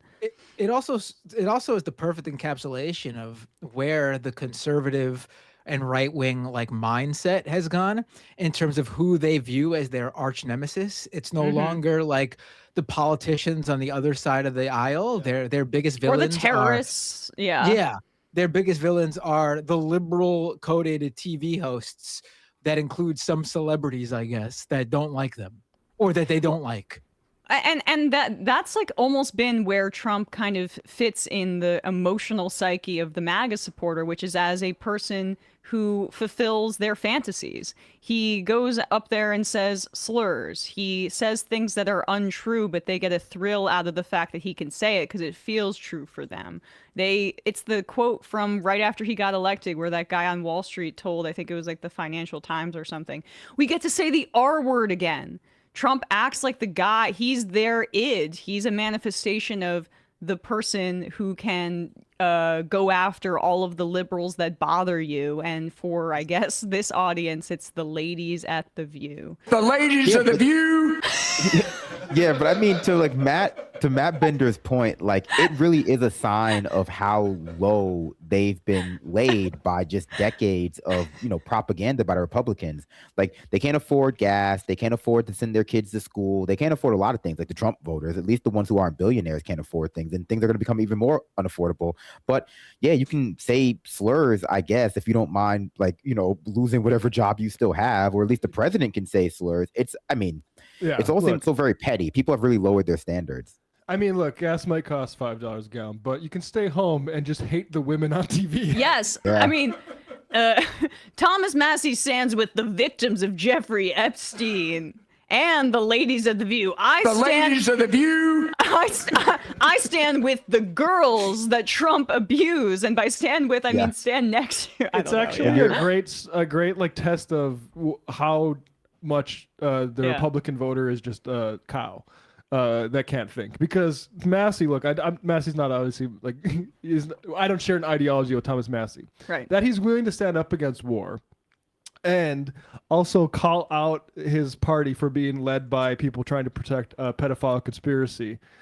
To see if that can lose, and also he's articulate, like he's not like socially weird. This guy is a freak. Like, look at his damn hair. You put him up again, like this guy. Okay, don't call that hair. He looks we like don't know that for sure. He looks like the Rain King in the X-Files. It could be someone's hair. Oh my God, he does. Well, here, let's just play this again. I hope the fake news gets this. Tom Massey stands with the ladies of The View. Tom Massey stands with the ladies of The View. Mr. President, we stand with... Like, if Kentucky Republicans decide, like, yeah, I'm going to overthrow the incumbent advantage of Massey for this freak, it says everything that maybe Sagar and Jetty needs to know about the Republican voter in this country. I mean, Yeah. Thomas Massey is a very dangerous potential future candidate for the Republicans if you're, even nominally on the left, because he's looked at amongst Republicans, even the ones who are drifting further to the right, as like one of the only principled ones left. Because it's not even just the Epstein files or the war in Iran that he has differentiated himself with Trump on. Trump hates him for a lot of reasons. He won't sign a lot of Trump's expansive bills that give money to all sorts of things, that I would agree with, but also things that I wouldn't agree with, like the military. Like, he stands by a lot of the principles Republicans claim to care about, which I don't agree with, but Republicans don't even actually stand by in the end. And in that sense, like, he, just like Marjorie Taylor Greene's, once everything has been laid bare by Trump's presidency, are going to come out looking like, like incredibly principled compared to not just even your average Republican, but your average Democrat, who will likely sign on to like fund this war at some point if it continues. Sam and I had a little bit of a back and forth about this, about whether or not this is going to hurt some of these cabinet officials politically going forward. And I really do think it is. I don't necessarily, I think that people are going to, like in 2016, the Republicans, whenever the Trump is gone, they're going to try to look for a candidate. And I don't know if it's going to be Massey, but it'll be somebody who maybe was a little bit more skeptical of this kind of thing, to represent them, because even though the whole conservative Republican apparatus is in bed with the neocons, Trump went out there in 2016 on the national debate stage and said the Iraq war was a big fat mistake. And the same week Scalia died. Yeah, right. And so, like, Trump's unpopularity right now is where Bush's was, and close to it towards the end of his second term. Now, Bush didn't have a cult in the base the way Trump does, so it's a bit of a different dynamic. And I wonder how in the future Republicans are going to deal with the specter of Trump and MAGA over, their political futures. But I could very much see a replay of that 2016 dynamic, where it's somebody who distances themselves from this horrible war, or from, the Epstein files as well, where they can at least rhetorically kind of signal to the base, hey, I'm not one of the bad ones. Yeah, no, I mean, I think that's what makes the Republican Party a lot more dangerous in this aspect than the Democratic Party is, at least for the internal power brokers of that party. The Republican Party is just ultimately more democratic than the Democratic Party is internally when it comes to choosing candidates, oftentimes. And so that means that, especially as they create the fertile ground for radicalization, not just in America, but in their own party by facilitating stuff like Donald Trump, in the future, it's likely they'll continue to be taken over, not by the MAGA movement or the Tea Party movement, but whatever comes next after that. Maybe like it's just an outright neo-Nazi thing. But because of the fact that the internal power brokers of that party understand that that's not incommensurate with like the way, capital wants to run things anyway, they'll let it happen. It's the Democrats who can't afford to be that way, because what the power brokers in that party want, what the core establishment wants, is just so radically antithetical to what their base actually wants, that to let them get control over it, even like the average their average NPR liberal, to let them get actual control over the party outside of like token representation from a Hakeem Jeffries, would be a radical shift from the pro-corporate politics of the Democratic Party, at least to, I think the people who fund them. Yeah, I think you're absolutely right about that. Tuke Poole says Tucker Carlson is going to absolutely run against Trump's record to win the Republican nomination. I think there's a very distinct possibility that happens. It makes sense. Being on TV is a typical launching pad for Republicans, from like Reagan to celebrities. That's their most revered figures, are people who are already celebrities, and Tucker is clearly trying to, at the very least, carve out some, part of the base for himself, and he's going to still be able to hit on the notes of what like the Republicans actually like, which is he hates immigrants, he supports what ICE is doing. Right. His whole thing is like, why are we helping Israel with a war when we could just be rounding up more people at home? Yeah, and his whole thing also is like the pitting, saying essentially that the Jews are the bad ones now, moving on from his view about Muslims being violent monkeys before. Now it's Jewish people that are controlling our foreign policy, and then they're making all of these decisions. It's so there always will be some sort of group that Tucker can scapegoat, and there will always be an appetite for racialized or ethnic scapegoats in the Republican Party. But he can now say, I was in opposition to Israel and I was in opposition to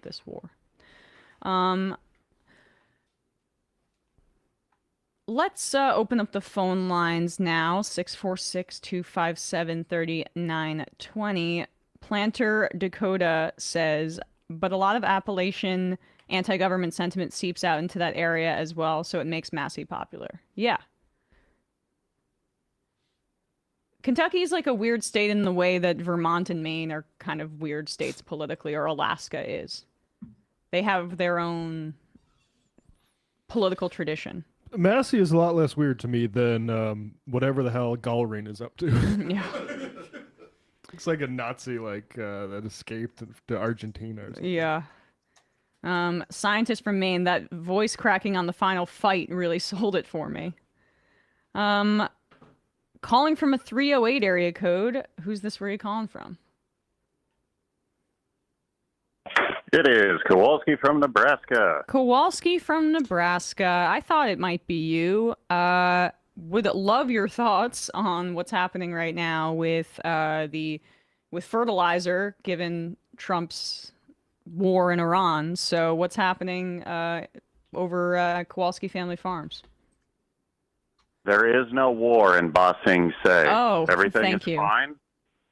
There is no need to be planting Liberty Gardens at all. It's good.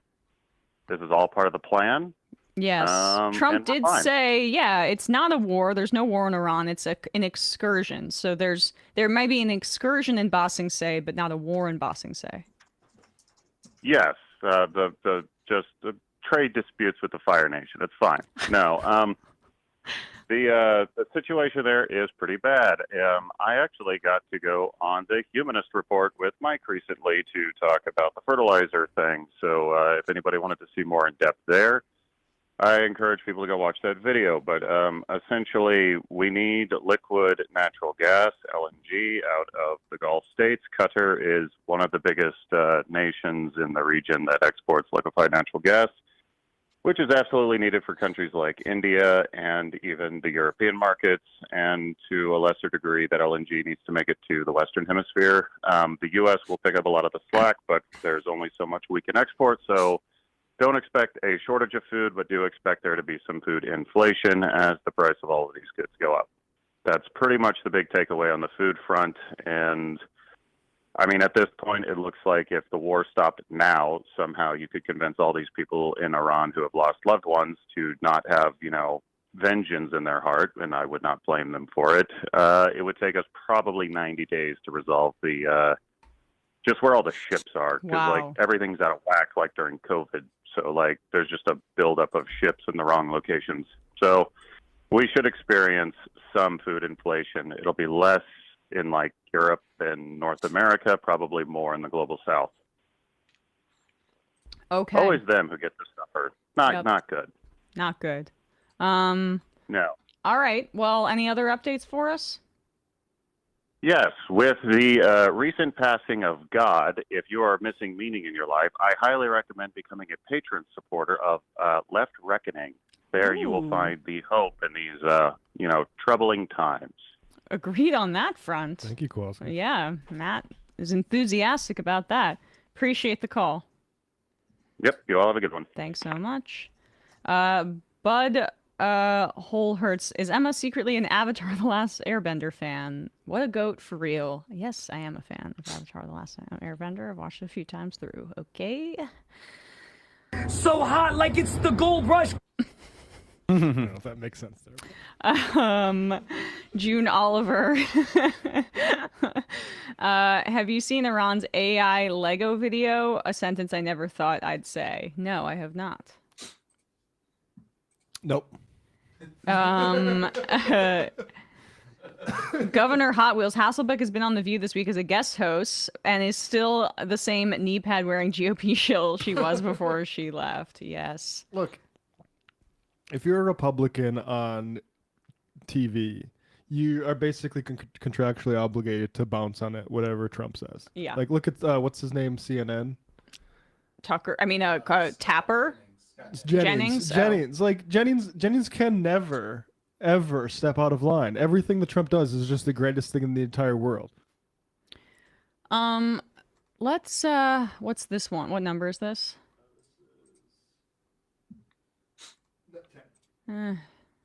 I'm less interested in this. What is he saying here? I'm sorry, I'm reading it now. He thinks we need to fight the war. Okay. Let's do. I want to do this this Joe Rogan thing actually.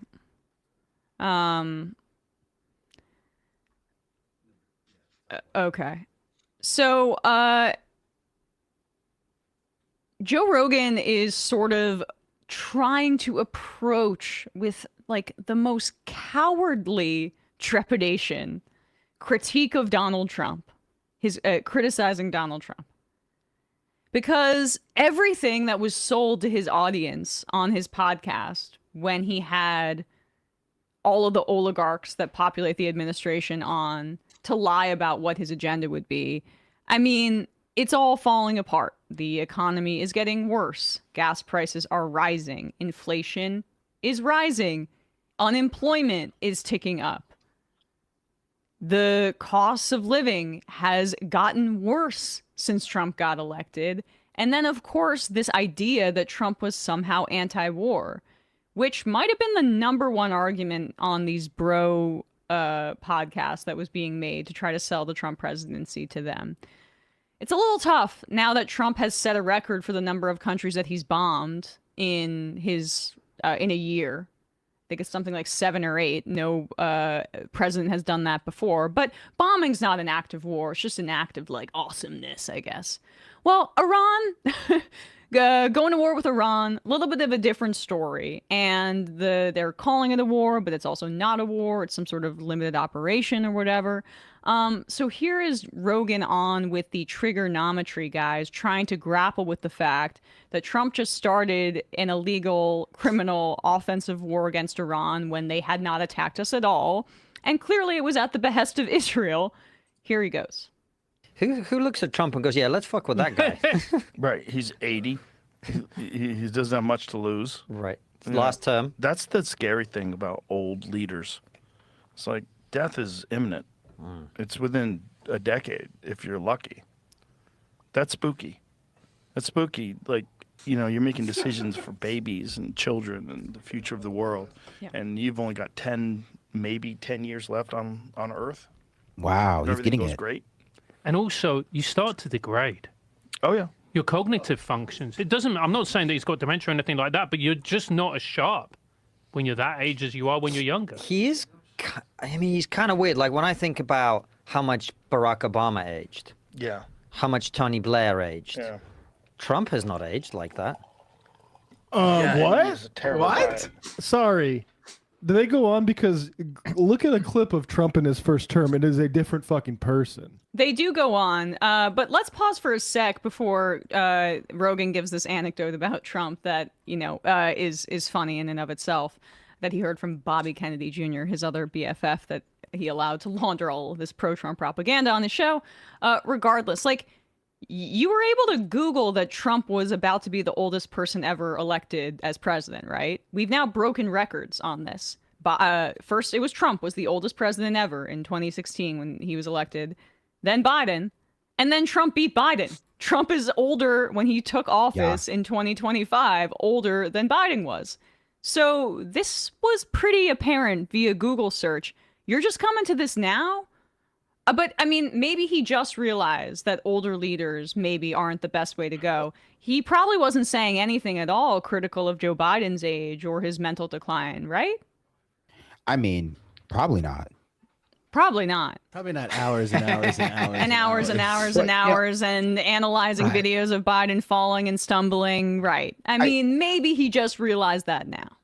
I mean, I will say this is part of the problem with valorizing Joe Rogan's particular style of learning through podcasting, because Joe Rogan is like every other reactionary who believes things that flatter their ego and disbelieves things that don't flatter their ego, and they work from that framework to understand what in their world is real and is not real. And so a lot of people think that like going on to Joe Rogan and like, you know, presenting your argument is part of like the learning process for a lot of his fans, without taking in the fact that like if it does not flatter their ego, they're not going to learn it. And he was all in for Donald Trump until being in for Donald Trump stopped making him look good. And then he's now capable of learning what is true about Donald Trump. He's capable of seeing that he's old. He's capable of seeing that he's not so pro-peace.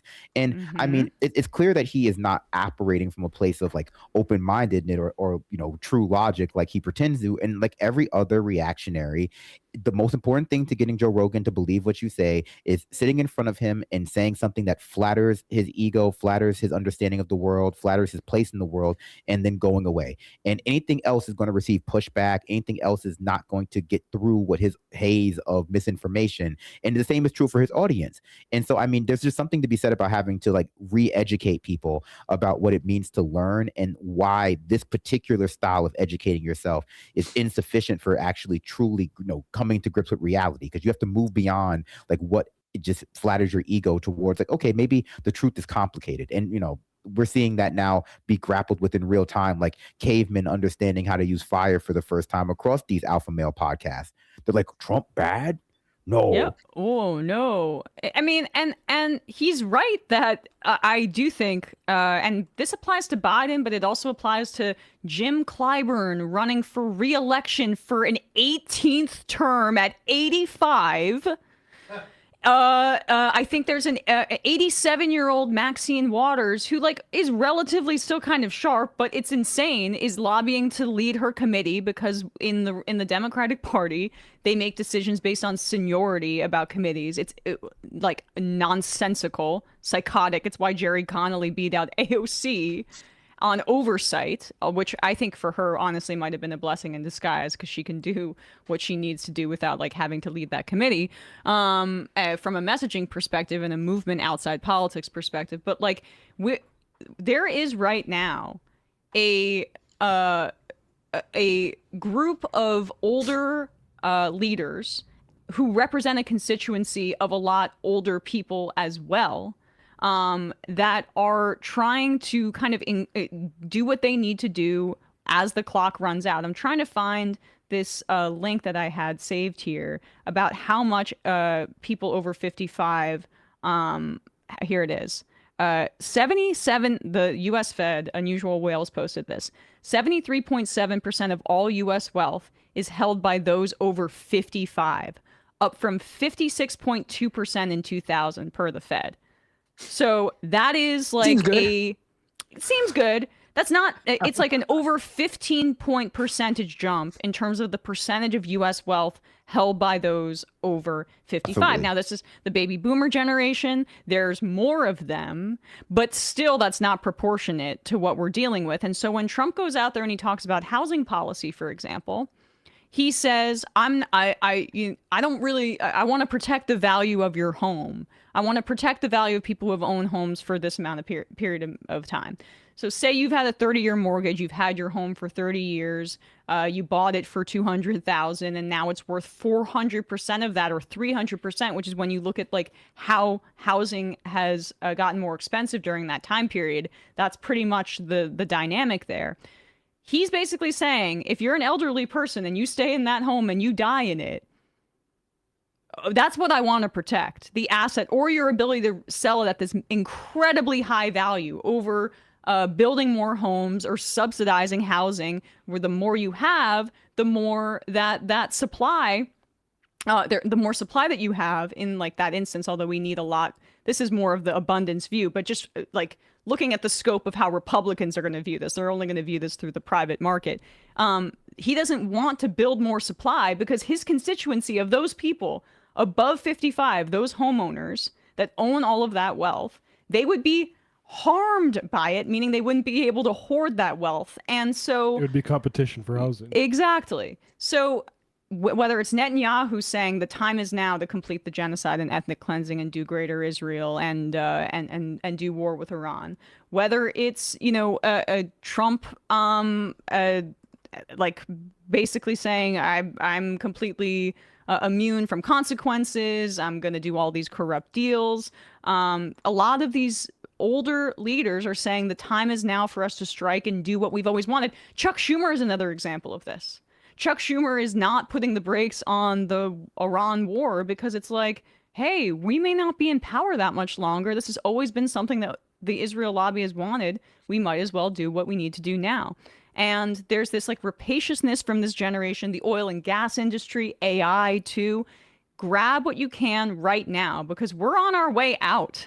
And let's hoard as much as we can because they also understand that the younger generations, the under 55 people get this dynamic and they're banging at the door saying, let us in. And they're stealing from us as they go out. So, and you wonder why nothing gets done on, say, healthcare.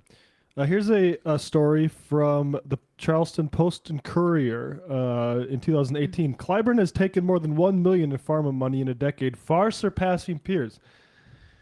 These people are corrupt. Yeah. They are corrupt. They are as corrupt as, like, maybe not as to the scale of Donald Trump, but there's not much difference. It's a difference in degree, not kind. Well, I mean, that's a problem too. Yeah. Because that, like, they want you to judge, and not just the Democrats, but the political media establishment that upholds the entire system wants you to judge corruption by the distance between them, the average amount of corruption, the average amount of nepotism, and the worst offenders in the Republican Party.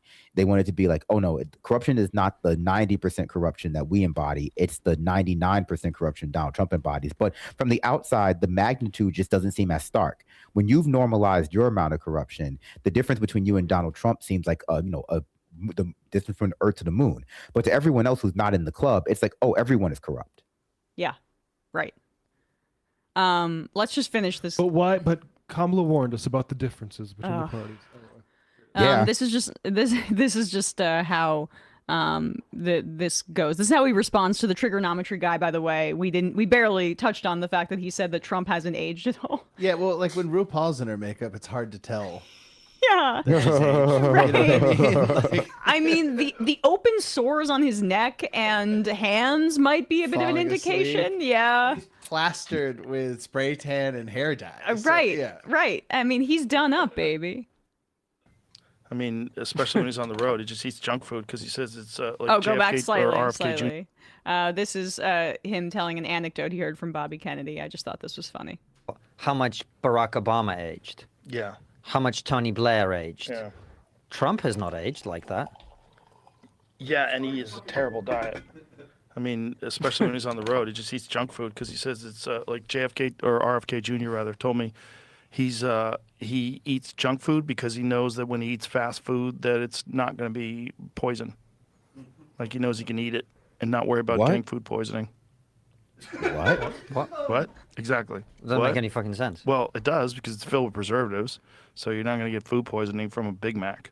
When was the last time you heard about anybody getting food poisoning from a Big Mac? What? All the time. What are you talking about? All the time. People get listeria and E. coli outbreaks from fast food, like lettuce and all the time, because like it's not just the meat, it's every other part of it. Like all the time. People get information from this show. That's wild. I mean, he's citing Bobby Kennedy there, who's eating raw meat all the time. You think that, like, if the average person were just to eat, like, raw hamburger meat, that there would be some sort of issue?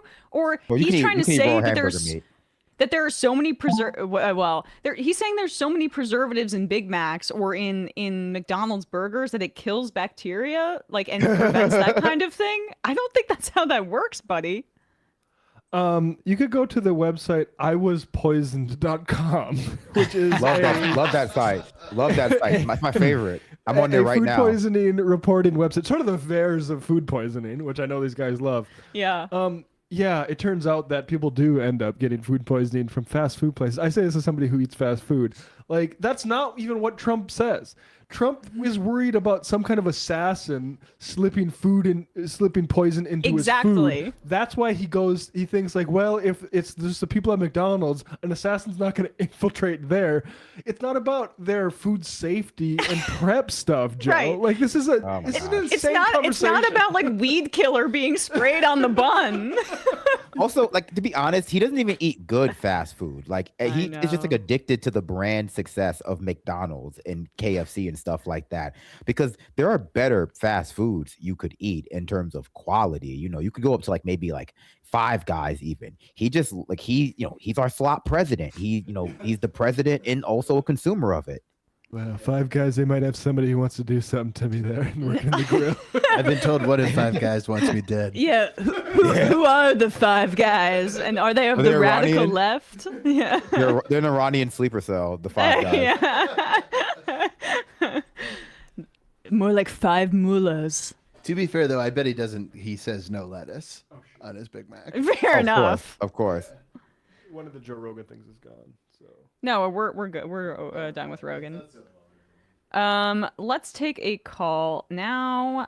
Calling from a 402 area code. Who's this? Where are you calling from? 402. Hi, is this me? This is you.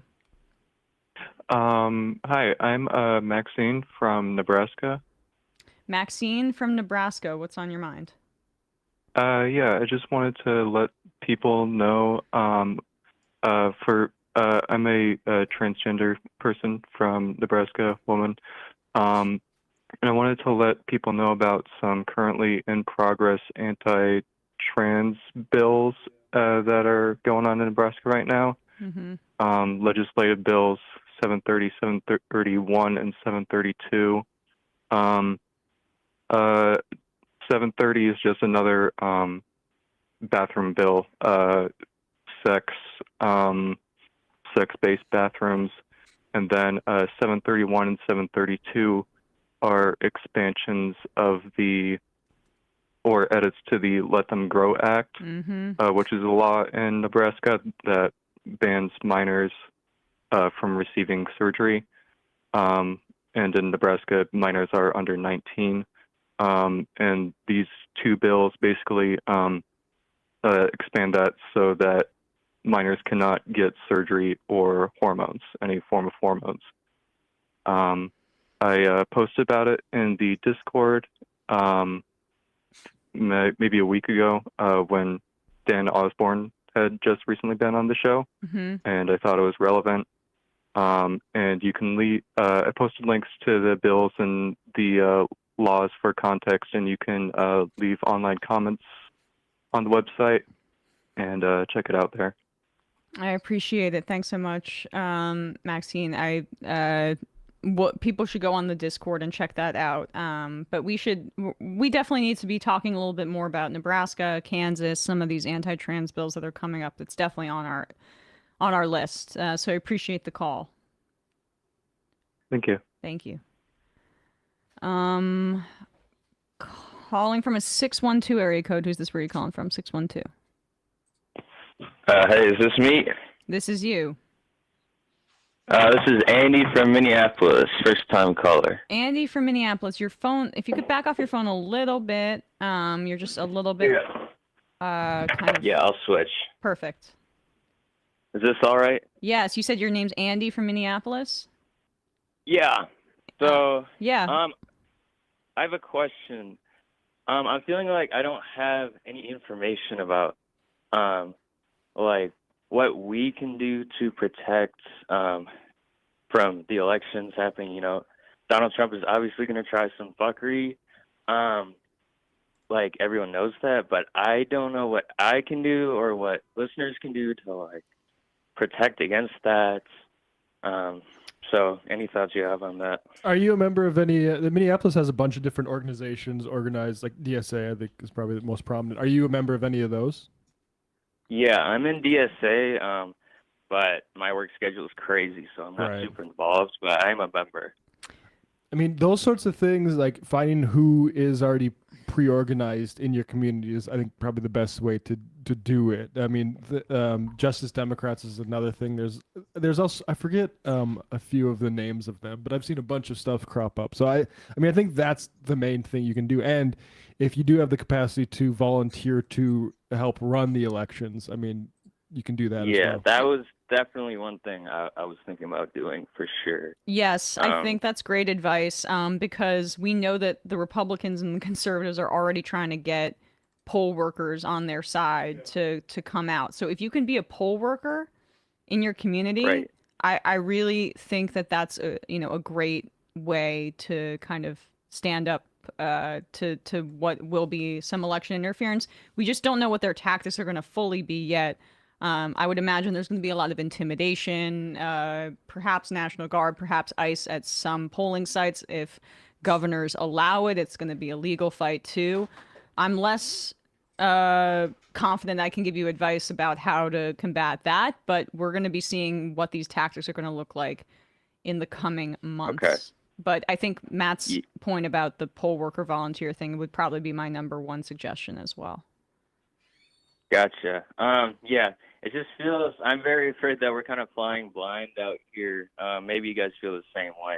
So, but anyway, yeah, that's my call. Love your show. Appreciate it. Thanks so much, Andy. All right. Let's okay, what number is this? This is the DEI Doge Bros. Yeah, I just want to find it. Later in the sheet here, 18. 18. Okay. So the Doge bros, I guess, are having to go through like a deposition about all of the information that they stole, / all of the kind of grants and contracts that they like flagged without permission and things like that. I mean, they just ran in there and did whatever Elon Musk said, regardless of what the federal statutes were. We've been hearing reports that some Social Security information was stolen and brought to a private entity from one of these Doge people. It was a massive agreed upon privacy breach by We don't Trump even and really Elon know Musk. the lengths this has gone yet. Like we just don't. We just, this is what we know so far. Right. And so this is a clip from a deposition of one of these Doge bros. I guess this is a lawsuit by the American History Association. And listen to this guy just struggle. This is on 1.5 time speed, or it's a little bit faster. So that's why it seems a little sped up. But here is one of those guys being deposed. How do you interpret DEI?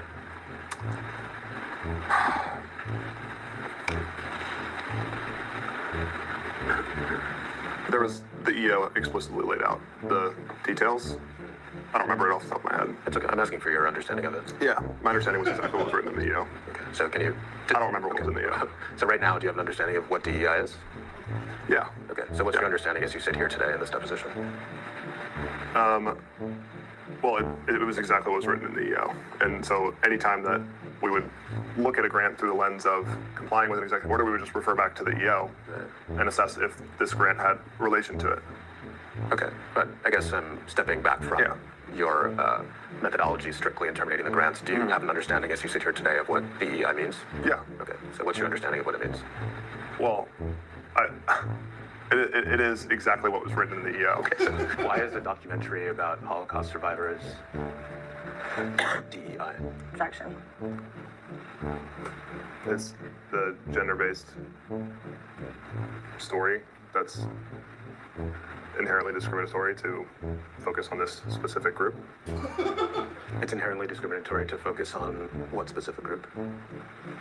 Oh. The gender-based, so females during the Holocaust. And you believe that that's inherently discriminatory? I'm just saying that's what it's focused on. Sure. But this is related to DEI. Right. But you just used the term inherently discriminatory. What did you mean by that? It's focusing on DEI principles, gender being one of them. So a documentary that's about women would be DEI. Okay. Is that fair to say? No. Okay, so tell me why what I just said isn't DEI, but what you just said is DEI. Objection. It's a Jewish, specifically focused on Jewish cultures. Woo! Amplifying the marginalized voices of the females in that culture. It's inherently related to DEI for those reasons. Ding ding ding! It was the Holocaust part. Although, to be fair to him, the female. Do you think that they flag anything related to men as inherently discriminatory because they're making that distinction? Well, if it's about black men or Latino men or something like that. Oh yeah, But that's because they're black or Latino. Yes. But I mean, this obviously has nothing to do with DEI as it exists as part of most people's workplace, and everything to do with the things that make white men feel decentered in conversations in society, like less valuable. Like that's the standard. Like You if mean this is not discriminated about me, against? Right. They're I his mean, you can- fifis. you can use that word if you'd like. I mean, it is discriminating against somebody in the same sense that if I choose pizza over a burger, I've discriminated in my choice of a pizza over a burger.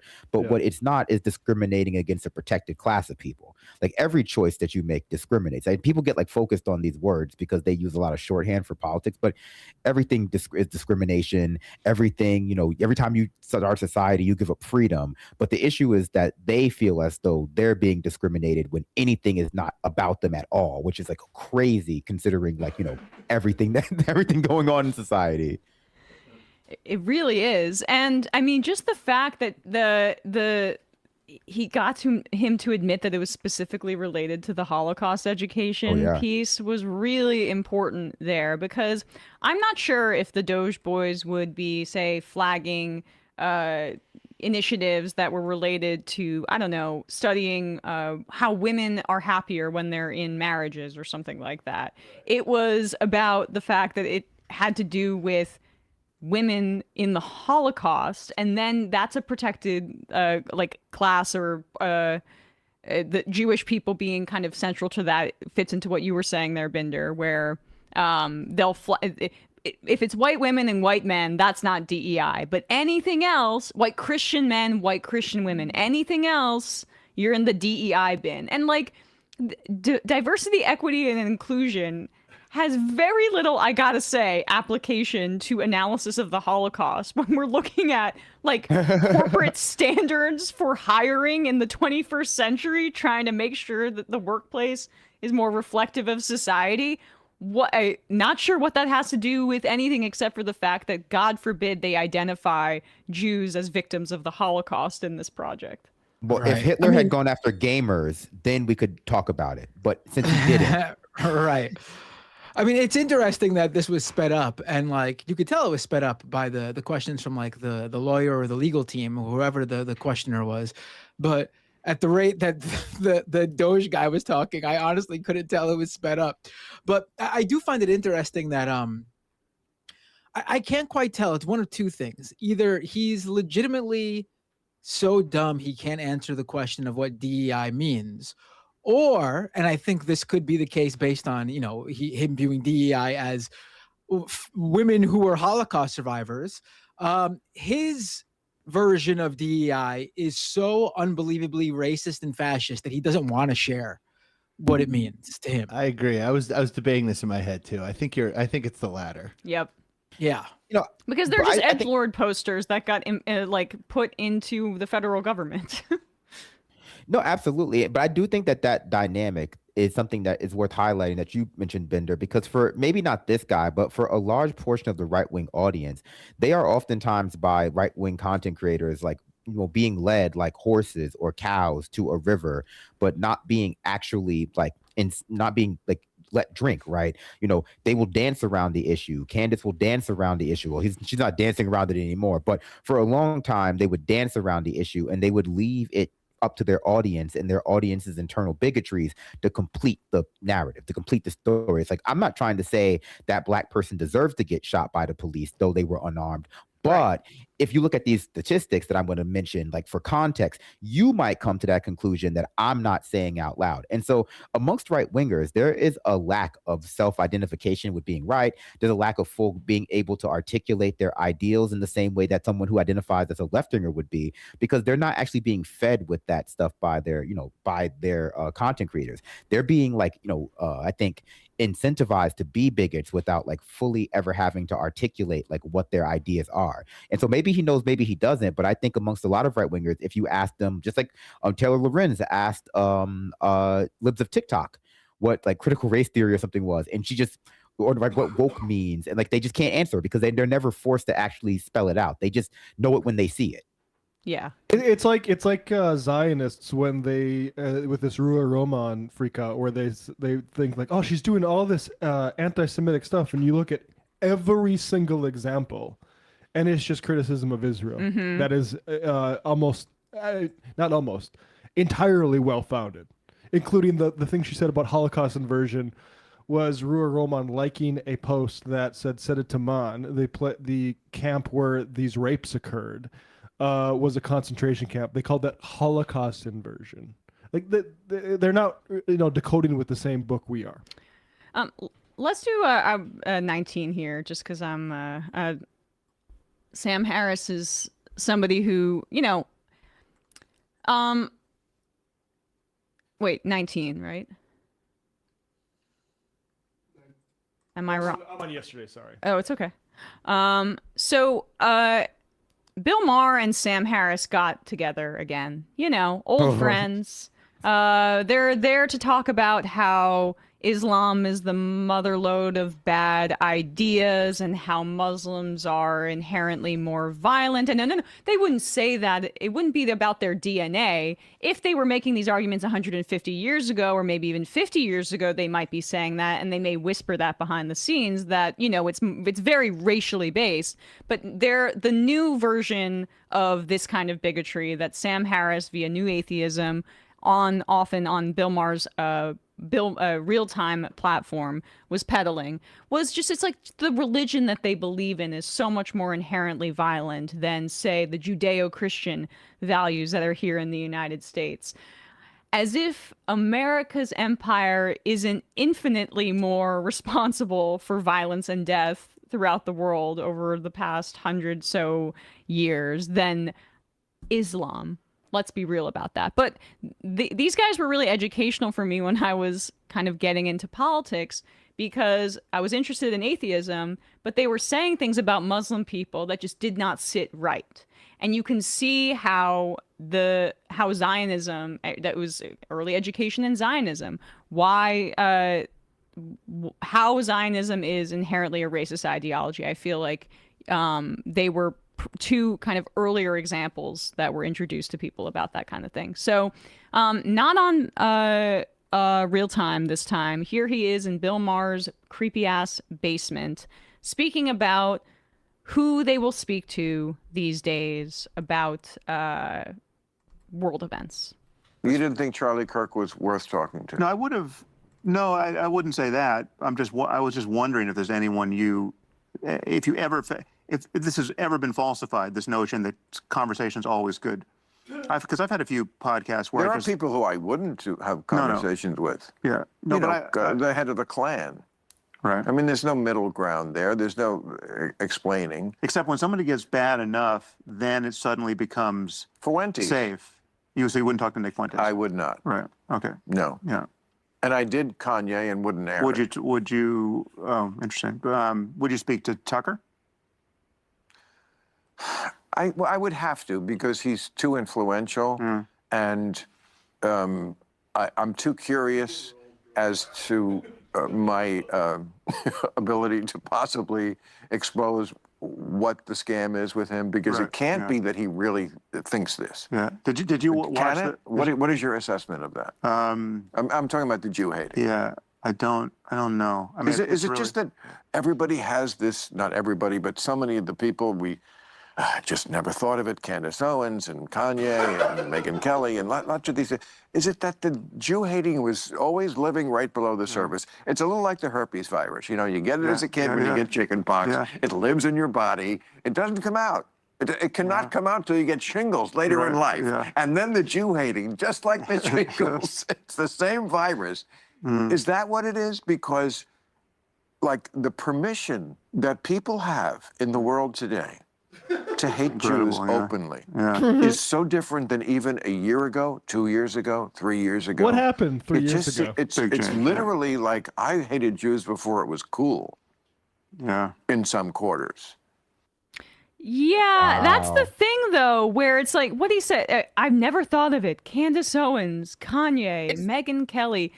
Candace Owens, while still employed at the Daily Wire, and this was not enough for Ben Shapiro to fire her, said the problem with Hitler's rule of Germany was that he was expansionist, and he took his aims and his agenda outside of the bounds of Germany, which I would think that a lot of German Jews who were exterminated in the Holocaust might have a little bit of a problem with that, saying that he should have just kept it to the nationalism German piece and not tried to conquer all of Europe. The extermination camps, and also even prior to that, the mass, the Kristallnacht, the Nuremberg laws, which stripped Jews of citizenship protections in order to further discrimination against them, eventually leading to extermination camps. I don't know, tiering citizenship should maybe be familiar to conservatives here, and what that leads to of course you could have seen it coming. Of course you could have seen it coming. But they are conditioned to think that the people that really hate the Jews are, the ones on the left that were critical of genocide. I'm sorry, you go ahead, Brennan. Well, I was going to say, the reason they couldn't see it coming is because they don't have a problem with actual anti-Semitism. They don't have a problem with bigotry either, because the issue with all the people that they're talking about is not that they don't like Jewish people, because there are plenty of Christian evangelicals who don't like Jewish people, who they break bread with, who go to all of the cool parties in Washington, D.C. It's that they are using a general anti-Semitism that is present within our society to drive a wedge between the people who vote for politicians and the politicians based on whether they're support of Israel, whether they support Israel or not. And so it's the hatred of Israel. For whatever reason you might hate Israel, that is the problem. Some people hate Israel because they're neo-Nazis. Some people hate Israel because they are doing a genocide against Palestinians. But they don't see the difference between those people because it's the hatred of Israel. That's the point. If you were saying that you loved Hitler, but you also love Israel, they invite you on Israeli TV. They did that to Richard Spencer. It's never been more transparent that Israel is not one-to-one with Jewish people than it has ever been before. And people see through it now. And except for these, Bill Maher and Sam Harris. Geniuses, yeah. It is interesting to me that he would talk to Tucker Carlson, who he acknowledges is anti-Semitic, but probably would never talk to any anti-Zionist Jew or leftist or any. I haven't seen anyone like that go on Club Random. Tucker would roll, and Tucker would win in that. Yeah, Tucker would destroy him. I would almost want to see it just for that reason. But it's just amazing to see them be like, why is there anti-Jewish sentiment? I don't know. There's been a whole apparatus that has been trying to conflate Zionism with Judaism. And you guys have participated in this by treating the imperialism in the Middle East as some sort of intractable civilizational war of cultures that goes back centuries and centuries, instead of the very obvious reality that this is a result of nationalism, this is a result of colonialism, and this is a result of American empire. So you guys have created this situation, and now you're whining about the consequences. Absolutely. Go ahead, Brennan. I was going to say, they actually do talk about Israel here if you want to hear what they have to say I would like to hear about this Yeah. and see how, we got two real smart guys here that can talk rationally about stuff. Wrong reasons, it'll be done badly. Trump may just pivot, a week from now saying, well, I'm done with this. We won. These people lie about everything. I don't know about that. I feel like domestically, yes, I would go with that. Somehow overseas, it was late in the day, but it was better than anybody else did getting the hostages back. Oh, yeah, that was great. What? That was great. Okay, yeah. And then there was... No, but I've actually said he deserves the Nobel Prize for that. Right. So, yeah. I do too. Yeah. And also just a basic framework, going back to the first administration with the Abraham Accords. He has approached the Middle East differently and with better results. I'm sorry. Somehow, he's the best friend Israel ever had, as far as just backing them and being unabashed about saying, we believe in Western values and democracy, and there's one place in the Middle East that mirrors those values, and that's Israel. Yeah. Obama and those people, that's what I liked least about their Mideast policy, was we always had to pretend everything was 50-50. Well, it's not 50-50. You talk about this more eloquently than anybody. The moral confusion of people who don't get this ridiculous idea that we have to pretend that the Hamas people who put the women in the beekeeper suits and use children as suicide bombers and civilians. There's two sides to this dilemma. Can you? All right, I don't need the to two hear sides more. are oppressor and oppressed, and Israel's the oppressor. He's absolutely correct that Israel represents Western values. No, I mean, absolutely. And I think that's part of what this like secularized dogma that they're pushing is about, right? For people who don't, like, just like Jordan Peterson, people who don't necessarily overtly claim to believe in Christianity still want to use Christianity or Judeo-Christian values, which is just like, a racist dog whistle for anti-Muslim sentiment, like anti-Muslim white supremacy that encompasses Jewish people. So it's distinct from the white supremacy that poorer neo-Nazis believe in because it's more embraced by like the ruling class. Like they want you to believe that like even if you don't believe in God, our stories about God are a lot more moral and demonstrative of like morality within our culture, even though they're all Abrahamic religions. So there's not so much distinction between those things if you're actually reading the Bible, which materially is the same thing as being a Christian ultimately. And I mean, we've seen this for decades now with people who want to do racism, where they know that it's just like, it's not generally smiled upon to go like their genes, like you were saying, are different than theirs. And so all they do is supplant like culture for that. They go like, oh, like it's not that they're biologically different. It's just that they have an inherently worse culture than we do that they cannot be trained out of. So we have to kill them. But again, materially, just like believing that our religion is better than theirs, but not believing that in the God is the same as being Christian. That's the same thing as being racist. It's just a different veneer slapped onto it that's more enlightenment, more modern science focused. And so I think they also are willing to believe this kind of stuff because, and I know I'm going on long, but I will just say, because when they see people, especially Bill Maher, when he sees people being like oppressed because they're speaking out against Israel, he probably thinks in his head about, his bastardized version of the Me Too movement and cancel culture, where all of these comedians were just being like castigated in the streets for doing nothing wrong. And so why shouldn't we do this for Israel too? Like, why shouldn't we have cancel culture, but for good things like Israel? Because that's what women and people of color were doing. And honestly, that just wasn't happening. Like it never got anywhere that close. And it's just another thing that people are probably telling themselves as they justify getting rid of people's civil rights. Like this was already happening, but for black people and women, to me, like a red-blooded American male. Exactly. Do you guys hear that noise? What's going on? Uh-oh. Oh, okay. The water turned back on. All right, I just want to make sure that we're not flooding the bathroom. Anyway. All right.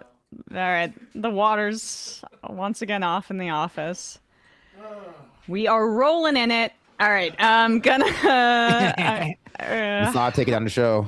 Yeah. I am turning on the voicemail, and then we're just gonna wrap up here, I think. Thank you guys. Sorry for everybody who waited, but we're gonna read some IMs and get out of here. Cedar Seeds. In the Holocaust industry, Finkelstein outlines how the U.S. Jewish lobby made sure the Holocaust survivors were touted as victims for money that never made it to them, to take care of the victims. Also a reason why the U.S. still doesn't recognize the Armenian genocide. Toilet says, only Sam is allowed to flood the bathroom.